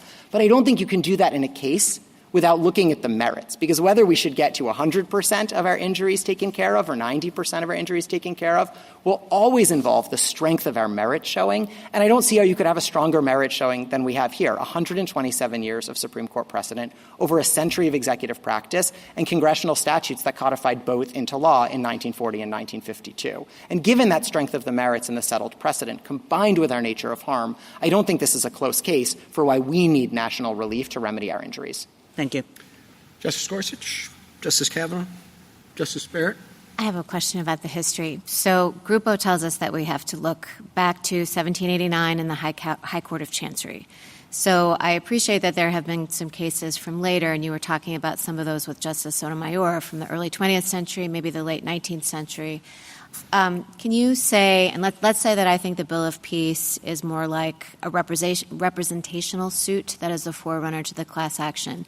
What do you think is your very best example of something that would look at the period that Gruppo tells us is relevant, that would support something that looks like universal relief? So I do think from 1789, from English equity, I do think the best example is the Bill of Peace, and so I understand if we see it differently, it's a fair point. I will just say quickly on Gruppo Mexicano, its own tradition, and this is sort of the analogical reasoning you talked about in Rahimi, it looks at that period, but in other times we've also looked at American tradition to see analogically how we've liquidated that tradition or not. And in American equitable tradition, this is Equity Rule 48, which specifically said non-parties are not bound by certain relief, and even as they may benefit from it. And I take that to be the principal reason my friend on the other side thinks that bills of peace look much more like class actions than they ultimately look like universal injunctions. And Equity Rule 48 was to the contrary. Tax collection injunctions in American history were to the contrary. So I just have a hard time with that reading, even though I agree with you that you would be starting in the founding trying to do analogical reasoning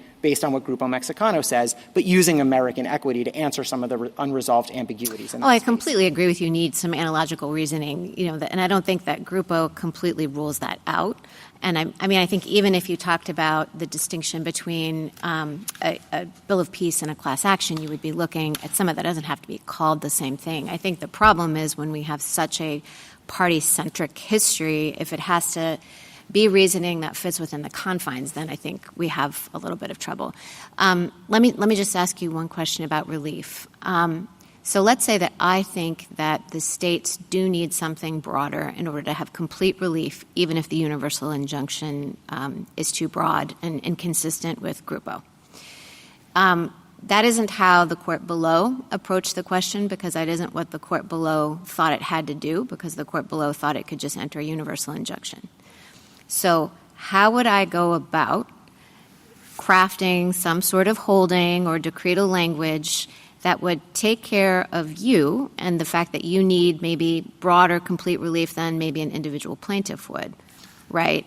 because the district court didn't go through that analysis, the analysis that you're telling us today. So tell me practically what that would look like. So I think the district court in the Massachusetts case did actually do a very good job of this. It specifically said, I'm saying New Jersey as a stand-in, 23 attorneys general. Yeah. The states need this relief.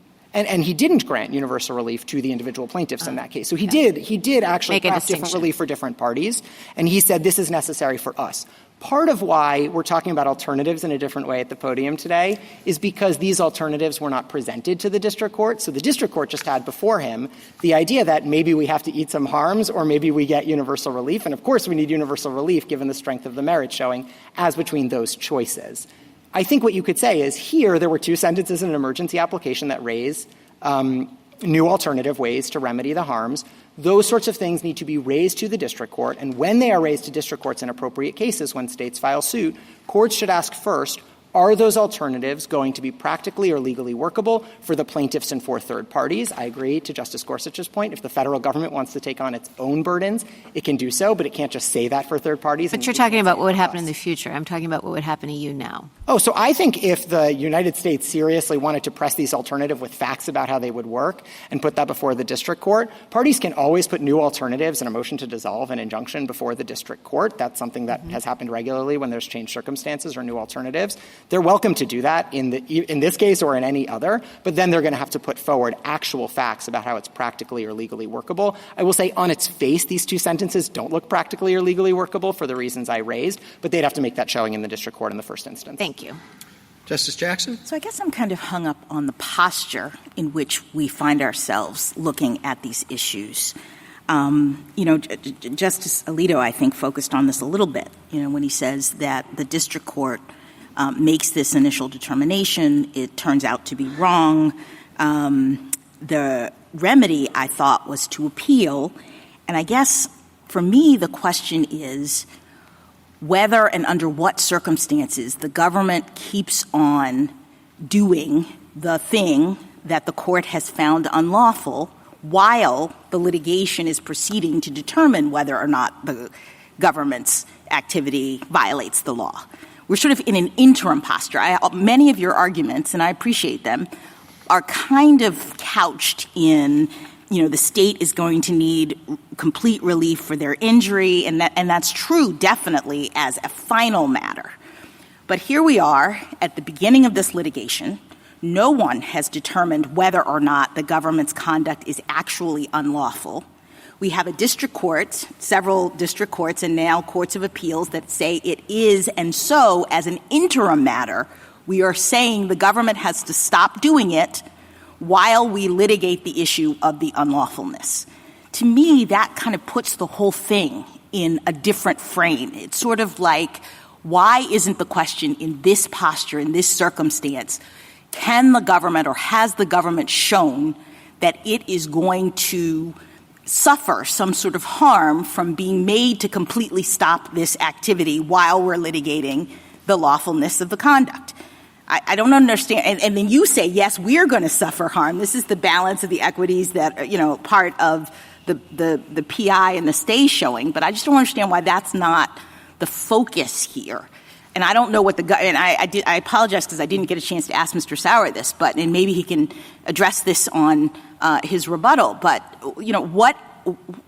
what problem is the government facing as a harm matter from being completely told it has to stop doing this while we, the court system, determine whether or not its conduct is lawful? So we included this in our application. We do think this case is quite unique in that I do think it's hard for the government to show in this particular case that it needs to be able to act contrary to this court's settled precedent. That's obviously come up in a couple of questions today. It's something, if I realize the elephant in the room, I've often been asked to assume that the merits are put to the side, and I'm fine assuming that for those questions. But to your point, you're not wrong. It is quite striking, obviously, that it's not just that district courts are saying this looks like it might be unlawful. They're saying Wong Kim Ark settled this exact issue 127 years ago.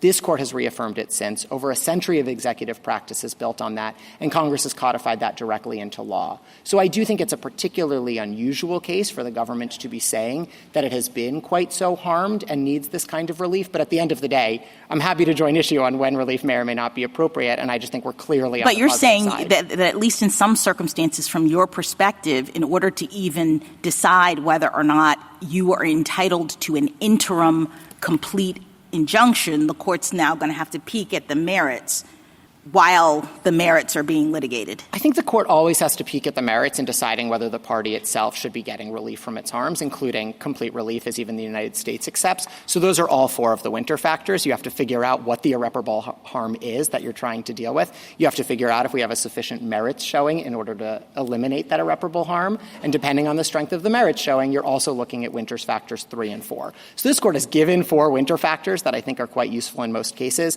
I took my friends on the other side to be saying, well, beyond the winter factors, there's this bright line rule from Article 3 or the history of equity that just says it can never get to this point. I obviously disagree a bit with them on the reading of that history, but I just think it has no bearing on the case that the states bring to this court here. Thank you. Thank you, counsel. Ms. Corcoran? Mr. Chief Justice, and may it please the court, the executive order's stripping of citizenship from U.S.-born children is contrary not only to the 14th Amendment's plain text, but also our common law history, this court's precedent, a federal statute, and over a century of executive branch practice. Every court to have considered the issue agrees that the order is blatantly unlawful, a determination the stay application does not challenge. The government instead argues that Article 3 and equitable tradition categorically prohibit providing non-party relief from the order's enforcement, regardless of the order's illegality or the irreparable harm it inflicts. The government is wrong. It is well settled that preliminary injunctions may benefit non-parties when necessary to provide complete relief to the plaintiffs or when warranted by extraordinary circumstances, both of which are true here. The court should reject the government's efforts to stay a preliminary injunction that maintains a status quo all 3 branches of government have ratified and operated under for over a century, and that prevent the catastrophic consequences that will result for the plaintiffs and our country if the government is allowed to execute an unconstitutional citizenship stripping scheme simply because legal challenges take time. I welcome the court's questions. You say the government is wrong about the availability of preliminary injunctions. On what do you base that? So I think that the 2 reasons I identified, one, it is well settled, and I understood General Sauer to agree today, that universal injunctive relief is appropriate when necessary to provide complete relief to the plaintiffs. That is the case here, and I'm happy to talk about that. But I also, this court has long recognized the availability of universal injunctive relief in extraordinary circumstances where it's justified. I think I would focus particularly on the public interest and equities prongs of the winter test. And I'm happy to talk about that as well. But I think those are the 2 reasons the government. Do you think that if even if one considers the history not to support you, that the pragmatic considerations and the policy considerations should override that? So again, I would put us in the complete relief bucket. So Mr. Feigenbaum, I'll put on my amici hat in answering that question. I understand General Sauer's proposal to be that we channel all of this through Rule 23. I think that is a historical one. It's inconsistent with the Rules Committee's understanding of the rules. Both, if you look at Rule 23, Rule 65, and Rule 71 together, they establish that Rule 23 is not the channeling mechanism that the government's suggesting. I'll start with Rule 71 because it's responsive, Justice DeBarrett, to your question earlier about whether non-parties can enforce orders. Rule 71 explicitly contemplates that and says if a non-party receives relief, they are entitled to enforce it. I'd point also to Rule 65, the preliminary injunction rule. In 2017, the Rules Committee considered a proposal from Professor Bray to amend the rule to prohibit relief to non-parties. The committee rejected that proposal because it found that it ran afoul of the Rules Enabling Committee. And then I'd end by pointing to Rule 23 itself, which says nothing about it being a channeling mechanism. In Principe v. Scarborough, this court said, we don't treat the rules as excluding background equitable practices. And here, Rule 23 doesn't even contemplate preliminary relief. It's focused on permanent injunctive relief, and I think that's because, as we've been discussing, it's very difficult to get class certification in time to have preliminary relief, so you're doing putative class relief, which is the exact same thing as what's happening here. Well, why can't you get putative class relief in a preliminary injunction or TRO posture? You mean, in the get relief context. for a putative class in a TRO or PI posture? I certainly think you can. The court did that recently in AARP.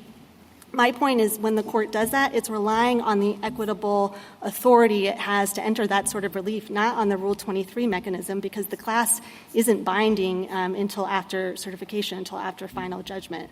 If that mechanism is available, whether one way or another, doesn't that solve a large part of the problem in a way that complies with the rules, the problems with universal injunctions that have been identified by administrations of both parties? Go through Rule 23 and do what's needed there, and people are bound then, so that's a wrinkle. But why doesn't that just solve the problem? Right. So they're not going to be bound until after you get past class certification. So we're talking I understand that. And for that reason, I would go to Justice Alito's point earlier that all you're doing is taking the non-party injunctions that are happening now outside of Rule 23 and shoving them into Rule 23. It doesn't address the forum selection concerns. It doesn't address the concerns about the emergency docket. It complies with the rules. I mean, the law, we care about technicalities, and this may all be a technicality, but it seems to me the technicality of Rule 23 and the history of that provides, 23b2 provides a mechanism to do what's needed here in terms of getting relief to people. And if you have PIs available for putative classes, that seems to solve the issue for preliminary relief and the timing issue as well. So B2 provides for permanent injunctive relief. It does not provide for preliminary injunctive relief. Again, Rule 23 does not purport to be the exclusive channeling mechanism. And as I said, the Rules Committee doesn't think it did. So it would be this court kind of projecting its own policy decision to treat Rule 23 that way. And I would come back again to Justice Alito's concerns. That is not actually addressing the court's emergency docket. It's just now we're slapping a label of class certification on it. So I would and I'll make a second point on that and then say what I think the better way of approaching the problem is, which is I think that General Sauer and I are in agreement that the Venn diagram of cases that are appropriate for class certification and where injunctive relief I think would be appropriate is not coterminous. I think we could pursue successfully class certification here. I heard General Sauer to disagree, and I think it's because they're just different circumstances. If you look at the class certification requirements, commonality, typicality, they were actually added to Rule 23 in 1966, mostly to address the expansion of class certification to include damages suits. That makes sense there. But those were never requirements prior to 1966. Ms. Corcoran, on the class certification point you've been developing, one response might be, and I just want to get your reaction to it, that by proceeding through the class mechanism, even a putative class mechanism, a court is making a preliminary assessment about who are the parties going to be before it and issuing interim relief so that it preserves its jurisdiction to issue final relief with respect to those parties. And that's very different, the argument would go, than simply saying everybody everywhere, nationwide, universally, or perhaps cosmically, stands to benefit from this decision without ever having to suffer being bound by it. Thoughts? So I would say, again, that's an ahistorical approach. You haven't had that sort of Rule 23 assume for the moment that we read bills of peace, which I understand to be your best set of cases, to be prototypical of what is now Rule 23. Right. And so the bills of peace and kind of going through, as Mr. Feigenbaum was talking about, Equity Rule 48 and then 38, In none of those circumstances were we doing this ex ante class certification determination. So the modern class action device actually looks quite different than it was for representative suits historically. So it would be putting on an ahistorical constraint. I appreciate that argument, okay, but then now we're haggling over the history, which we have to do, I accept. But if bills of peace are understood, again, accept the premise, to be predecessors of Rule 23, then respond to the point that there is something fundamentally different about a preliminary injunction to a putative class that you found is likely to be certified and likely to succeed on the merits in order to preserve that court's jurisdiction to award ultimate relief to those parties before it, and that's categorically different than a universal injunction. So starting with the presumption that was different about the bills of peace is that they were binding, I think sometimes, it's not clear always, at the end when they were getting to final judgment. I would go back to Grupo Mexicano, to Justice Barrett's point, although that was the high watermark of this equitable originalism, the way the court articulated the test, it focused on 1789, but the actual analysis in Grupo Mexicano focused on 1890 through 1942. And what the court found there is that there were numerous cases expressly rejecting the Moreva injunction, and that was confirmed in the 1970s when England adopted it and said, no, we've never done this before. We are in an entirely different world here. One, the cases that Justice Sotomayor laid out earlier all come from between 1890 and 1942, and they suggest that non-party relief was provided for outside of the class action context. But the fact that we have, I think, these very studied scholars in this rigorous debate about what the bills of peace meant, what the railroad cases meant, I think shows that this is very different in Grupo Mexicano. And for the court to kind of delve into that and adopt the categorical rule that the government is suggesting, I think is certainly an overcorrection. It's a hornet's nest on Article 3, right? It calls into concern APA, class action, a whole sort of things. I would suggest that the court instead focus on providing limiting principles within the confines of the Nikin factors of the window. Is there a practical problem? So I want to put aside the history, and I take your points on that, and why you don't think Rule 23 fits. I take your point on that. But if putative class actions and preliminary relief are an option, what then is the practical problem you see as distinct from the current regime? Well, if General Sauer is right in that there are class certification problems here, then in this particular case, you're going to have thousands of Okay, I think you would be arguing that the class should be certified here. Right, but I'm saying the government is so suggesting more generally, taking it out of this case, if you could, do you see practical problems? Yeah, it would eliminate the associational standing trade cases, the cases brought by the Chamber of Commerce, the NRA, other associations that aren't suitable for class certification. I think also the questions, again... Can you explain that? Well, they wouldn't... So if we were to seek cert, it would be on behalf of our individual plaintiffs, for the same reason that the government would have difficulty seeking class certification. The state government, I think associations are not necessarily a good fit for that framework. Again, that's also not solving the court's problem. It's just channeling the problems through a different mechanism. I don't think that can be solved, just to be honest, but that's a separate issue from what the right rule is as to how things transpire in the district courts. Could I perhaps try to solve it in a different way? What I would suggest, we spent some time trying to catalog the cases in which this court has approved universal injunctive relief and the cases in which it's rejected it with the aim of giving the court maybe a suggestion on how it might affirmatively articulate some limiting principles such that you would not be getting the injunctions that the court thinks are inappropriate, but the ones that the court has approved would still be able to proceed. Again, that's not the categorical rule that the government is suggesting. I think roughly what the court has been doing is saying that universal injunctions are appropriate only in facial challenges involving fundamental constitutional rights where there are real concerns about whether just the legal and practical availability of relief to similarly situated parties who are also going to experience irreparable harm. I think that maybe explains AARP. Most recently, IRAP would fall into that category. Chrysophus, the New York eviction case, would fall in that category. On the other side of the ledger, the court seems to disapprove quite a bit of nationwide injunctions involving discretionary benefits. So that's some of the recent ones that you have undone or stayed. So I think what the court could do is kind of identifying limiting principles that would provide guidance to the lower courts on when it's appropriate to issue these injunctions. The natural home for that is the public interest prong of the Winter test, right? If you're going to issue an injunction that's going to have an impact on other people's, you need to be doing a really muscular public interest assessment before doing that. So that's what I would urge the court. Ms. Corcoran, are you pushing back on the class certification idea because you're worried that there are cases where there will be no certification, but in which broad relief is in fact appropriate, so yes. that the two categories don't line up?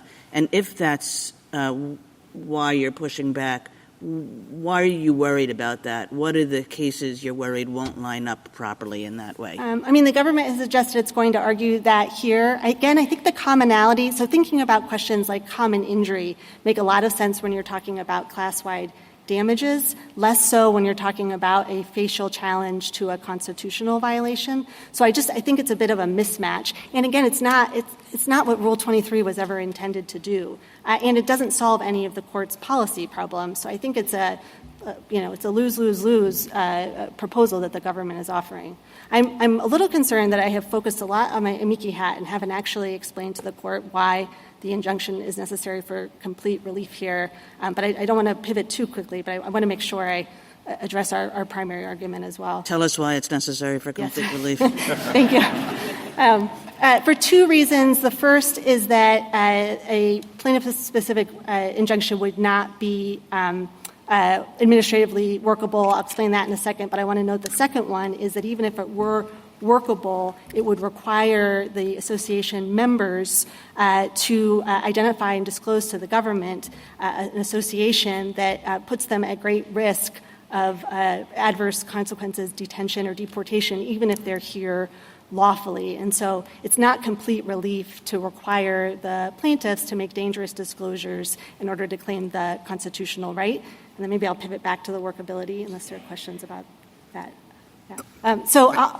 Sorry. Very briefly, and then we'll move on to the next stage of our questioning. So the government's workability argument with respect to the individual plaintiffs, the private plaintiffs, is wholly tethered to its argument that the injunction should be limited to the 16 named plaintiffs. It has offered no argument for how it would administer how state and local agencies could administer an injunction that was narrowed to the ASAP and CASA members. So I think that's probably the end of the road. Mr. Feigenbaum made the point that they can always go back to the district court and ask for the injunction to be dissolved if they present some sort of workable proposal. They haven't, and I don't think they can. I don't want to talk for too long, but if anyone is interested, I'm happy to answer questions about why I think it's I'm unworkable. sure someone will be. Yeah. Thank you, though, Counsel. Justice Thomas? Justice Alito? Should we decide or make up our minds on the underlying birthright citizenship question without briefing and argument and deliberation? I think that we would be very eager to do supplemental briefing on that. General Sauer noted that none of the parties had asked for cert before judgment. We couldn't because we keep winning. I will ask right now for cert before What's judgment. the answer to my question? Yes, I think you can grant cert for judgment. That wasn't my question. Yeah, but I will say, I think... All right, that's all right. You don't want to answer it. No, I will. I have if I could give an answer, which is that I think it's very difficult, if or not impossible, for the court to do a meaningful in-Ken analysis without taking into account the fact that the government is asking the court to allow it to ignore this court's precedent, to ignore a duly enacted statute, and to upend 100 years of executive branch practice. So I think, although the government has attempted to separate them, that really the merits are embedded in the in-Ken factors. Justice Sotomayor? I find it hard to understand how a district court, in looking at a preliminary injunction under the Winter factors, where we said that the likelihood of success on the merits is the keystone, how we could separate that out and say the keystone of whether you're entitled to universal injunction is the only merits question because the other factors are not eliminated by Winter.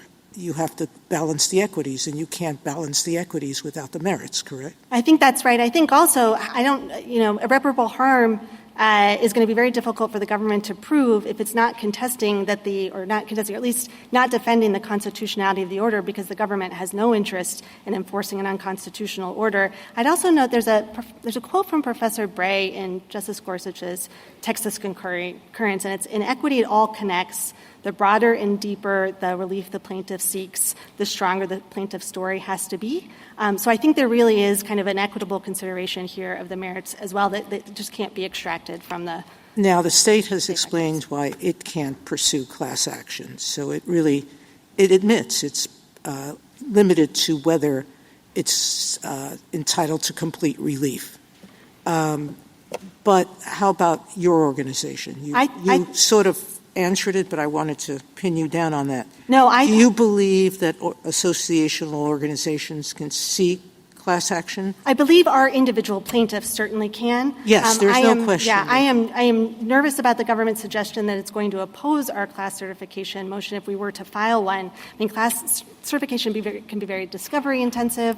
It could be the sort of thing that really delays our plaintiffs from getting the relief that they seek. Thank you.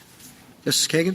Because what I worry about here, Ms. Corcoran, is that this case is very different from a lot of our nationwide injunction cases in which many of us have expressed frustration at the way district courts are doing their business. And, the typical way in which that frustration emerges is that legal questions are hard and they're complicated and different courts would decide them differently. And instead, because of the forum selection process, a party goes to one place. In the first Trump administration, it was all done in San Francisco. And then in the next administration, it was all done in Texas. Right. And there is a big problem that is created by that mechanism. And that leads to the questions to you and to General Feigenbaum, which is your third buckets, which are, if it's super important, or if it's quintessentially national, or whatever the way, is not going to solve our problem for that set of cases, which is not this case. This case, what's problematic about it is that the courts keep deciding the same way, and nobody really thinks that the lower courts are going to do anything different. Right. And for that reason, it does present the catch-me-if-you-can problem that Justice Jackson said, and the problem of how are we ever going to get a case here. But our general case is not like that, and I just want you to sort of comment on that. Yeah, I'd say first that the government's proposal of channeling through Rule 23 does nothing to solve anything you just described. I think the limiting principles that I was proposing, which again was just me trying to reflect back to the court, kind of the through lines that it's been identifying, are sufficiently concrete that if this court were to articulate them, it would cut back on the number of universal injunctions. Is it a facial challenge? Does it involve a fundamental constitutional right? Right. Those are concrete questions. And then I would point to Justice Kavanaugh's Poe concurrence. I think vertical stare decisis is going to be important here. When courts enter these sorts of injunctions, they are immediately appealable to the courts of appeals. So if there are any district courts that are kind of getting over their skis on these, it's correctable by the courts of appeals. Justice Gorsuch, Justice Kavanaugh? Some of your concerns about this court being involved, because I'm not sure I really understand that. When a president or an administration enacts some major new rule, the question ultimately, and it's legally challenged, ultimately it'll be a year or two from now, it'll get here and we'll make a final judgment. But the interim status of that rule, as this case illustrates, and many others, vaccine mandate, eviction moratorium, go down the list, they're really important whether they're in effect for that year or two. And I guess I don't know why we you should be concerned or we should be concerned about this court playing a role in this. Oh, I don't have concerns about that. I was responding to General Sauer's point that this has become pathological in the number of universal injunctions that are making its way onto the court's emergency docket. Just because there are more significant executive actions over the last 3 decades. I certainly agree with that. And that are at the Loper Bright and our West Virginia versus EPA are arguably some part of that story as well. I agree completely. And to answer the question you asked General Sauer earlier about why have we seen this proliferation of these universal injunctions, I think it's directly, I would say first that the government, I think, pretty dramatically overstates them. It's double counting TROs and PIs in the same case. But if you look at the number of executive actions in the first 6 weeks of this administration, it's more than any other president issued in a year dating back to 1951 during the Korean War. But I don't want to sing. I mean, it's it's going back. It's bipartisan phenomenon, completely bipartisan, and completely, in my view, well-intentioned because presidents want to get things done. Right. And I get that. I agree with that. I think it's directly correlated to the number of unilateral executive actions we've seen over the last few years. Administrations. Justice Barrett? Mr. Corcoran, I just have one question. You said that you're in bucket 1, so you felt like you were playing kind of the amici role. I understand why you might think you're in bucket 1 for the associational point. Do you think you're in bucket 1 for individual plaintiffs? So I don't know that I would extract them because the universal named plaintiff. Like, let's imagine you had individual plaintiffs that are named members of the association. So I guess what I'm saying is let's take the association outside of it and let's just say that we're talking about individual plaintiffs. So would you put that in bucket 1? So there I would go to the second injury I had identified earlier, which is if you're asking, our individual plaintiffs have pseudonyms right now, that would be contemplating a scenario where they would have to identify themselves to the federal government and say, I am an ace, or I'm the plaintiff in this case, at which point they are immediately vulnerable to deportation, even again if they're here lawfully. We've seen the government removing visa holders and asylum seekers. Justice Jackson? So I think I understand your arguments. There's just one little piece of it that is confusing to me, and I hope you can clarify. So if we view the relief in this case and others like it to be a judgment ordering the defendant not to do something that the court has found to be likely, because we're in the interim stage, unlawful, are non-parties in that situation actually getting relief, or are they just incidental beneficiaries of an order requiring the government not to do this harmful thing? I thought it was the latter. Yeah. And that just, the government is told by the court, don't do X. And, of course, anybody who would have been harmed by the government doing X is benefited by that. But they're not really, I thought, getting relief. But here's where I get confused, because I thought they're not getting relief because they can't come into court independently and seek a contempt ruling if the government continues to do the thing. They weren't parties. They don't have the judgment. That's what differentiates them from, say, the class action people or the plaintiff people. The reason why we have the rules for class action, et cetera, is because at the end of the day, the members of the class are getting a judgment that they can then use to enforce this obligation as against the government, whereas the people in the universal injunction world are just benefiting if the government actually follows the order. Yeah, I think that what you're articulating is consistent with a long history of precedent and practice. I mean, it's the classic REM case, right, making a declaration about property. I think Professor Fander's amicus brief is really helpful on that. He talks about the patent laws.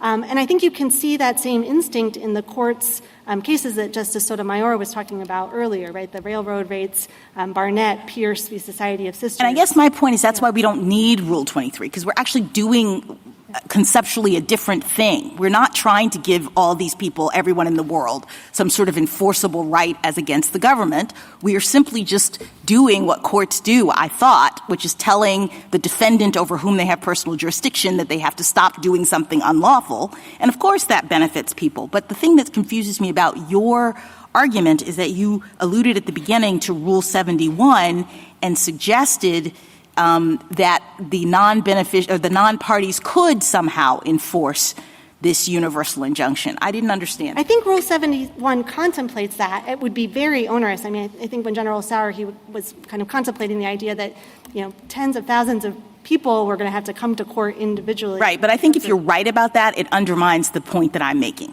because it puts people in the same place as the class action folks and the parties in a way that I think raises legitimate concerns that some of my colleagues have put forward with respect to universal injunctions. So the thing that distinguishes them is that universal injunctions are not benefiting or giving relief to non-parties in any meaningful sense, is my theory. I think both have always been true, and maybe they're in tension with each other, but Rule 71's originated in Equity Rule X, which was enacted was put in place in 1842, which had this same idea of, quite apart from representative suits, non-parties enforcing orders that provided them with relief. Although maybe this, as I'm talking, I think maybe I'm talking about under Rule 71, orders that provide relief. But let me just You're talking about this. injunctions. Yes, right. what I'm asking you Those are is, different things. in this very case, if we have a series of of plaintiffs, of actually named people, and they get an injunction,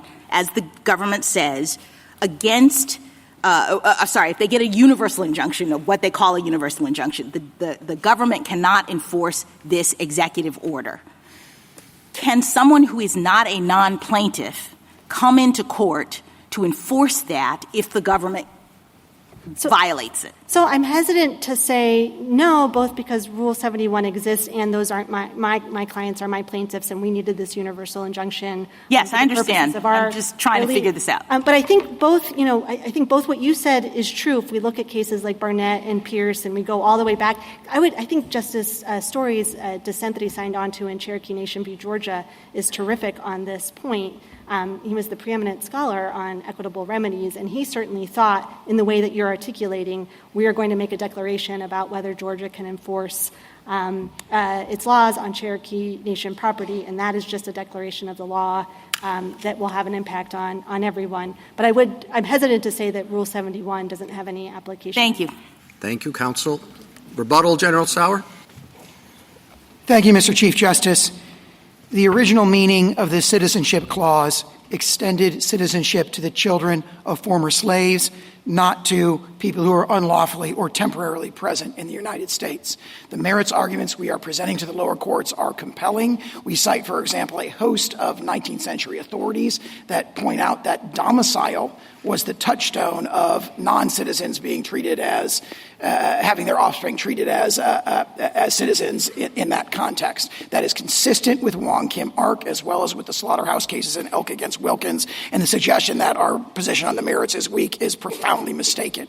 And that kind of snap judgment on the merits that was presented in the lower courts is exactly the problem with the issue of racing to issue these nationwide injunctions. The Chief Justice correctly pointed out that this court, if it wishes to address the merits expeditiously, has many tools to do so. Cert before judgment is one possible tool. There are also others. But this court should also address the scope of remedy, the remedial question that's presented in the application. That is an extremely urgent question. And one of the reasons it's an extremely urgent question is the limiting principles that my friends on the other side have been offering have all proven to be completely ineffective to slowing the essentially flood or cascade of universal injunctions that we see in these cases. The states here have a unique issue that hasn't come up yet, but for the reasons we state in our application, they lack third-party standing very clearly under cases like Murphy and Hayland and Katzenbach and Kowalski. So no injunctive relief should run to the states in this particular case anyway. And most fundamentally, the vision of the district courts that's reflected in the issuance of these nationwide injunctions is a vision of them as a roving commission to correct every legal wrong that they can consider and to exercise general legal oversight over the executive branch, which is what this court rejected in TransUnion. And for those reasons, we ask the court to grant the applications. Thank you, counsel. The case is submitted.